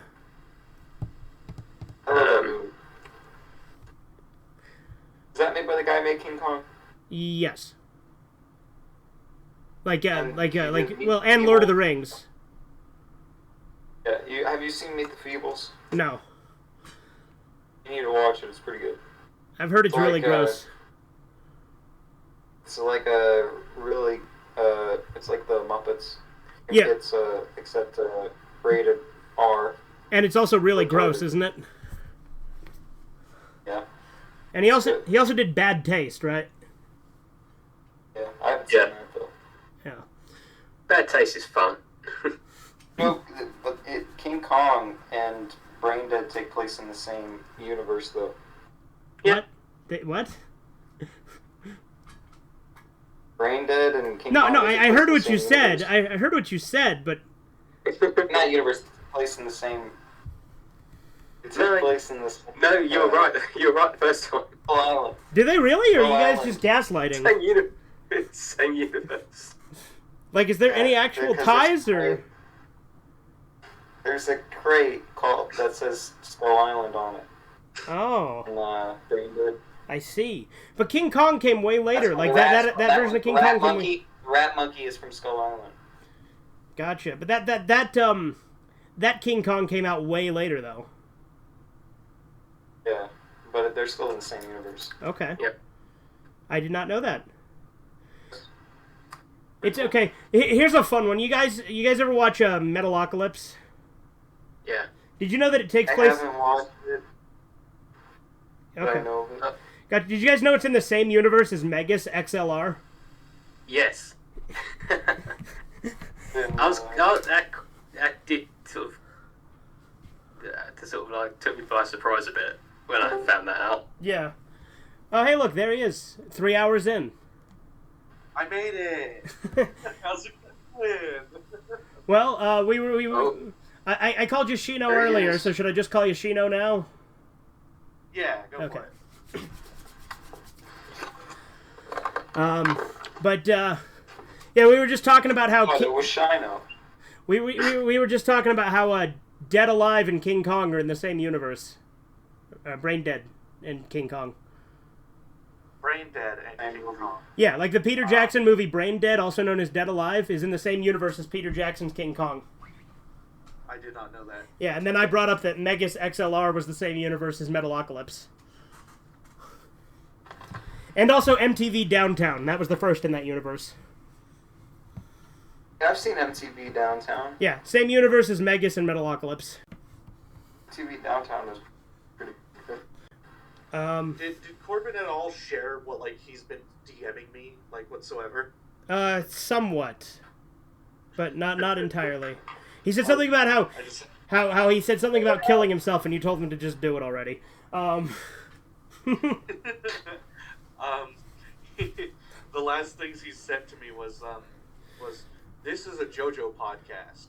To be fair, you need to have. Oh, so he said, well, that's not DM. That's in the group chat. Yeah. Wait. Oh, sorry. What's the DM? Hang on, let me check the DMs. Because we were talking about JoJo for like a solid hour. Yeah, sorry about that. Well, Corbin was the odd one out because he's the only one who hasn't seen JoJo here. I thought it was very funny that he kept saying like all this stuff about JoJo and then ended it with, "I need to watch JoJo." Yeah, because Chudders and I were going on about it for a while, and Corbin was just sitting there in silence. Well, you probably got a new spin-off series for like Sergeant Friends now, like OJ's Bizarre Adventure. Yeah, there you go. Well, we actually have thought about doing spin-offs to Sergeant Friends, like a post-apocalyptic one and a few others. Although that one, that's a spoiler. That wasn't supposed to be revealed to be a spin-off till later. Uh-oh. I need to start doing cartoons on my channel. Yeah, that one was going to be on Corbin's channel. Actually, the Apocalypse one was. But yeah, I'm gonna do something. I kind of feel like I need to do OJ's Bizarre Adventure now. Maybe even as like a one-off special for Sergeant Friends at least, and then maybe give it its own series if it picks up. Like do one of those episodes that. Would you rather call it OJ's Underwhelming Journey? Did you know JoJo's Bizarre Adventure was actually I can't remember what company, but they were going to rebrand it in the US in the 90s as like I think JoJo's Strange Journey. Really? Apparently so, yeah. Huh. I don't like it when you hear it sort of like now that how well it's doing like over in the West, it sounds like a joke. Like why would you call it Strange Journey? It sounds like a parody of it. A joke, if you will. Yes. See, yeah, that was another fucking topic I wanted to do. What, jokes? No, fandoms. Oh, fandoms? Okay. Fandoms and communities. Well, we can still do that if you want. Even Universe has Yeah, no, I'm absolutely down to bitch about fandoms. Good. Me too. Alright. Well, I can't... it's coming up to like 1:45 here, and I can't get too angry, so right. I can stay on, but I'm going to be a bit quieter. You're not going to scream. No, so maybe I'll just... Maybe you'll be an observer on the fandom conversation, even though you brought it up. Yeah. I mean, you could talk about it. I could just sit here in seething rage if you want. No, the JoJo fandom, I remember, like, before I watched JoJo, they, like, shove, like, memes in your face all the time without any context. And they just expect you to find it funny. That was something... Like, Grant, I find the JoJo fandom to be one of the, like, less obnoxious ones out of the obnoxious ones, because... Yeah, the way I see JoJo's fandom is that they are toxic, but it is incredible... Like, it is intentional, and that's kind of the joke. Yeah. Yeah, that's, like, the point of it. Yeah, like, I don't mind the JoJo fan base. I think it's... Like, it can be a little annoying sometimes when you just get, like, a bunch of, but it was me, Dio, but... It sounds like the Only Plays fan base. Yeah. Oh yeah, no, that fan base sucks dick. They there's so many people that would show me like some out of context Only Plays clip and be like, "Look at this, it's so funny." It's like I don't get it. It's like a 7th tier thing where I have to have seen like a bunch of streams to get all these in jokes. That's why I don't like It's basically like how communists would say comrades, so you knew they were communists, except in Only Plays they just make a reference to a random, like, joke. Yeah. Well, like, look, I don't mind inside jokes. Inside jokes are fun, but when people, like, keep telling them and insisting they're funny when I don't get it, it's like, well, I don't get it because I'm not in on it. Yeah. Yeah, exactly. fan bases I really hate that I'm technically a part of. So I'm gonna go ahead and alienate myself from them right now. Okay. I hate the Fire Emblem fan base, and I hate the Pokemon fan base. Sorry. No. Sorry, my sound just cut out for a second. I thought you said Fireman Sam. Fireman Sam. Is that a kid's show? Yeah. Yeah, I don't think we get that over here. No. Fireman Sam sounds like it's related to Postman Pat or something. I think it is. It kind of is. Like, and isn't Bob the Builder like the same too? Yeah. Yeah, they just, Oh wait, no, we got Fireman Sam here. That's right, my cousin used to watch it. We did get that here. they're just awful. Like Pokemon, especially whenever the competitive Pokemon fan And he base put out is the fire. worst. Oh, no. Whenever you try to get into competitive Pokemon, like, and you're bad at it because you're just barely getting into it, don't talk to the masses of the competitive, because they will shit on you for every little thing that you do, and it's going to make you, like, if you're not committed to getting into competitive, that's going to make you drop. You're going to be like, well, if everyone's just going to be so mean about it over such stupid shit, I'm just going to not do it anymore. And then the Fire Emblem fan base, they're just so elitist. Like, no matter what side you're on, because this Fire Emblem fan base is kind of split in two, they're incredibly elitist. No matter, like I said, no matter which side. Like, either you're someone who thinks that all the old games are the good games and all the new games are trash, or you're the opposite, and you have all these honestly pretty dumb takes as to say which one's better. Like, a lot of people say that the older games are good simply because they have permadeath. And it's like, you have permadeath in the new games too. You just get to choose that you don't.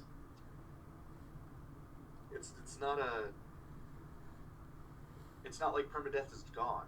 And in some ways, I'm like glad that it's gone, because whenever permadeath was a thing, whenever a unit that you really like died, you just reset the chapter, so it just wastes your time. Yeah. I mean, obviously, Go there's. ahead. All right, go ahead. I was You're just fine. gonna say there's the obvious one for me, which is the Undertale fan base. I like Undertale a lot. The fan base can be really obnoxious, and I honestly think that the best way to experience that game is to experience it completely blind, and the vast majority of people who introduce you to it will tell you how to do pacifist and stuff like that, and tell you need to do that. Which I feel like is doing the game a massive disservice, because there's the big turning point in the final corridor with the judgment, and I think that if you go into that already knowing that, like, you haven't killed anything, it doesn't have any impact whatsoever. I mean, I guess it does, but, like, it would have much more if you were just unknowingly killing stuff. Yeah, but even so, I went into it like, I started playing Undertale day one. Uh-huh. I went into it completely blind. Like, there was literally no one telling me I had to do pacifist, but I did do pacifist. I did kill the dummy at the very beginning. Uh-huh. Because I just accidentally hit attack and then killed the dummy. But I went into it playing pacifist because it was advertised as such in the Kickstarter, that it is an RPG where you don't have to kill anything. Yeah. So I was like, okay, cool. I won't kill anything, because I figured that's going to be like, it's easier to kill things than to spare them. Well, yeah. So I figured, yeah, I'm just gonna spare everything. But get through it that way. But in addition to that, chose to be a pussy. Yeah, there you go. But no, then you get the other elements of the fan base that are like really like weird and want to ship all the characters. Like all the people who ship Sans and Papyrus are complete and total degenerates. What the fuck? Like you see a bunch of that, and like there's a bunch of like weird like fan mates. Like there's some really cool fan games, but then you get the really obnoxious like members of the fan base that like get mad if you don't play it a certain way and stuff like this. So that can be really annoying. Yeah. Also, like, Markiplier, when he was playing the game, he put on a voice for Sans. Uh-huh. apparently like nobody liked, and all the comments were just filled with how like with just mean-spirited comments based on his voice for Sans, and as a result he dropped the game and never played it until like, was it like 3-4 years later? Joel did a similar thing where in his first episode he gave Sans like a really like nerdy, geeky voice. But then like after the second part is where he really got his voice down and started doing like a Garfield type voice, which fit him really well. Yeah. Garfield sounds actually fitting. Yeah. That's what Joel does, and I kind of do, like, I kind of try to do a Patrick voice, because that's what Sans' voice is literally made from, is an audio clip of Patrick from SpongeBob. That's how I always read it. Yeah. And I read Papyrus as Skeletor. That's his name from He-Man. Skeletor, yeah, everyone does, because, again, that's... Also, with a bit of Waluigi. Yeah, there you go. Wah! That audio clip's so bad when I did that. I can't believe that there's a fucking Waluigi stand in Pokemon Cock. Yeah, no, that was funny. Yeah, he's playing through Pokemon Cock now, and he got to one of these trainers. He says, "I fucking love Waluigi. He's so cool." Like, it has nothing to do with any of the other stuff in the game. I like Wario more than Waluigi. Yeah. Just the creator of Cock just really liked Waluigi and just needed an outlet. Yeah. Yeah, Cock is really fun, and also the game. But I like that game. It's funny because it's just so like over the top. And like when you think you just expect, when you got the number down, it was like, okay, this joke is gonna be there. Like, that's just the joke now. They completely throw you off guard with other jokes. Yeah, like that you just don't expect. when you're expecting racial slurs and dick jokes, and all of a sudden you get a Waluigi joke. Yeah, Cock, I think, was the first Gen 1 I beat. Another first Team Rocket run that you fight, he's just like, Team Rocket, just fuck kids in Pokemon. Another thing about fan bases. Is I wanted to bring up how like the Crybaby how Crybaby ruined the Devilman fan base. Yes, it fucking did. Jesus. Yeah. All the normies that came because of Crybaby. Even like original Devilman fans, even like all the original Devilman fans hate the Crybaby fans. Yeah, because the Crybaby fans are fucking annoying. They're crybabies. Like it. No, but like when you get they really are crybabies, because that's the kind of stuff. That's why the appeal to them was all the gay aspects of Devilman is what they like. Yeah. Also, I'm gonna take this moment to say that Ryo Asuka is not gay. He's a master dude. Yep. I think we should just like state that at the beginning of every single video you ever do now. Well, did I tell you that I recorded this massive part 3 to Rio Isn't Gay that's like an hour and a half long? I haven't edited it yet, but it's probably going to be around that length. Right. And I literally, I end the video, like the ending of the video is I start to get a little heated, and then I go, and for the last fucking time, Ryo Asuka is not gay, and then that's the end of the recording. Oh, man. I think it's funny, though, when people say, you didn't even read the manga. It's like, no, I've read it many times. Or people say, you don't understand Devilman. Yeah, like, at least the ones who are saying that, like, oh, gender and sex are different, and, like, they throw all those arguments at me. They're frustrating, but at least they're not calling to question my credibility when it comes to Devilman. Well, not that I go out searching for like people, like Devilman fans and stuff on like YouTube, but like you're probably like the only one I can just think of off the top of my head who just like has done that much. Yeah. Well, like the thing is I think I can confidently say this. I think I am the person who has done the most videos on Devilman and Gonagai related items. I think I have done easily the most videos out of anyone on that subject. America, at least. Yeah, at least in the English-speaking world. Like, Anime Hero comes close, but I've still done more than him. But, I mean, to be fair, like, there probably are, like, some, like, YouTubers that nobody watches that might have done more. Yeah. I'm just saying, I have done... Let me see how many Gonagai videos I've done. Hold on. I'm curious now. I've done a lot. Is there some people that you just that never get found on YouTube? For sure. Later on, there's a scene with his chick. Let's see. Me. Yeah, there you go.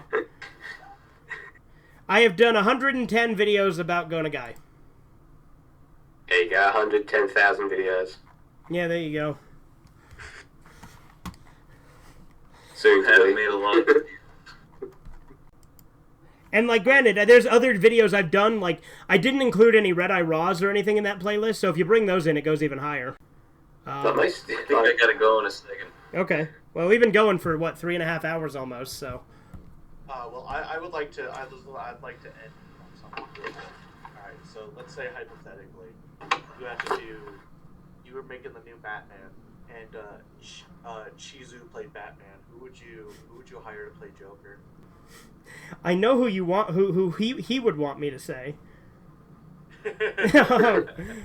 He'd want me to say Kaiser Neko, but.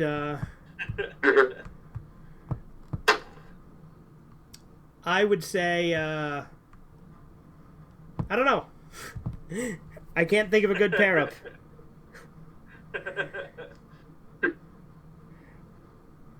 Clearly the obvious answer is Kaiser Neko. Just because he insists that he is the Batman to Kaiser Neko's Joker all the time. For some reason.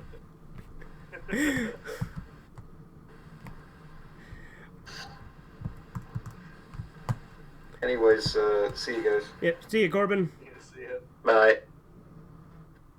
I hate you all. Oh, bye. And I need to say something before I go. Oh, yeah? Something. I think he might have left. No, he's still there, kind of. I don't know. He might have left his Discord on. He's gonna say the N-word. Yeah, there you go. So I got a new. Yeah, he did. He said Nimrod. I got a new controller now, so we can play Halo again. Oh, very cool. Anything else you boys want to add before I end this? We've been going for a fat minute. I haven't. That's true. You should add it up to the 3 hours he missed from not being on the show. Exactly. 6 hours. 3 hours. Yeah, there you go. Now this is easily the longest shit show we have ever done. Because the only other one that comes close is like a 2-hour one. I gotta say, that's probably my fault, because my insistence to talk about Jojo. I'm fine with that though. That makes good content. That makes good rat. Wait, really? What? You just said good rat. I know what I said. Okay. I was making a reference I knew you'd get because you're the one who showed it to me. Yeah, I know. I was just like, I didn't expect it. Anyways, I guess to go. Nah, you know what? I'm good. I don't want to get into it. Okay. I was going to say I could go into more depth about my hatred for specifically the Fire Emblem fan base. I mean, you can if you want. I feel like. Yeah, but then I realized like it's frustrating. I don't think it's not a level of frustration I want to deal with right now. Okay. Next time, the next shit show I'm on, I'll do it. Yeah. We'll probably just do shit shows on Discord for now, because Chudders Mike does not like Facebook. Yeah, I don't know what was up with that. Sorry. Well, but you said your sound and everything's better on this. It is, yeah. It's actually coming through clearer. Okay, as long as it's okay for everyone else as well, because I don't want to disrupt everything if you've been keeping it all on Facebook. The only reason I've kept it on Facebook is because that's how I initially contacted Corbin and how you initially contacted me. So that's how we initially contacted. So that's just the way I stuck with it. Okay. But Oh, you mean when I sent you a job interview? Yeah, when you're like, what sort of What requirements? qualifications do? Yeah. It's something like, what qualifications do I need to be? To join Team like, Redeye. Yeah, I actually had like a whole because I filmed it with my brother, like a whole like how I joined Team Redeye. I was going to do this whole like people have been asking me how I joined Team Redeye, and just going through like a video sort of like log of how I did it. And I had like knocking on my brother's front door, and I was just going to like use your YouTube icon just like to paste it over his face. And he's going to be chasing me around for like a baseball bat, like saying, it's just like, and then like right at the end, it was you're just going to lead me down to a basement and lock the door. That's pretty good. That was the other sort of little bit of animation I was going to do as well, because it was going to be. I was going to have like a pipe leading down, and I said I was basically going to just end with like me saying, "Oh, it's not all bad. You get like lemonade and chocolate coming through the pipe every day." Oh no! That's just I've still got all like the film footage and stuff. It's just like I never put it together. Yeah, dude, I have so many uncompleted projects. That would have been that. I don't know. That would have. The thing is like that because the length wouldn't have been that long. It would have been like 2 or 3 minutes long. But like editing, that would have been a pain. Oh yeah, I'd imagine. That would have really taken me a long time to do. Well, did you boys want to wrap up here, or? I suppose. Sorry I showed up so late. Yeah. I got tied up with other things. Your attendance has been pretty bad lately, and you also, we also need to have a talk about your TPS reports. My wife. Well, I haven't shown up for work for 3 years, so man, come on. It's okay. You're like Peter Gibbons. You get away with everything because you're friends with the Bobs. These are both. I do have one bit of advice though before we go. What's that? If your last name is Cutter, please don't call your child Richard. Yeah, for sure. No. It's true. Yeah. All right. Yeah. And do it. And since Corbin's not here, I guess I can't do my usual. What the fuck was that? Nothing. I hope nobody. I hope not a single one of your audience knows what that is. No, but no, otherwise, I might have just been caught in 4K. Okay.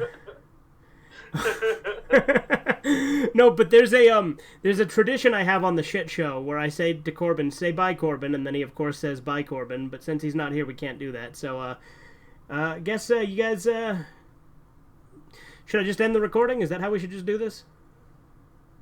Well, you could just do a Vince McMahon and just scream out, "You're fired." Yeah. Oh yeah. You're fired. Literally, just end it with screaming. Yeah. Fire!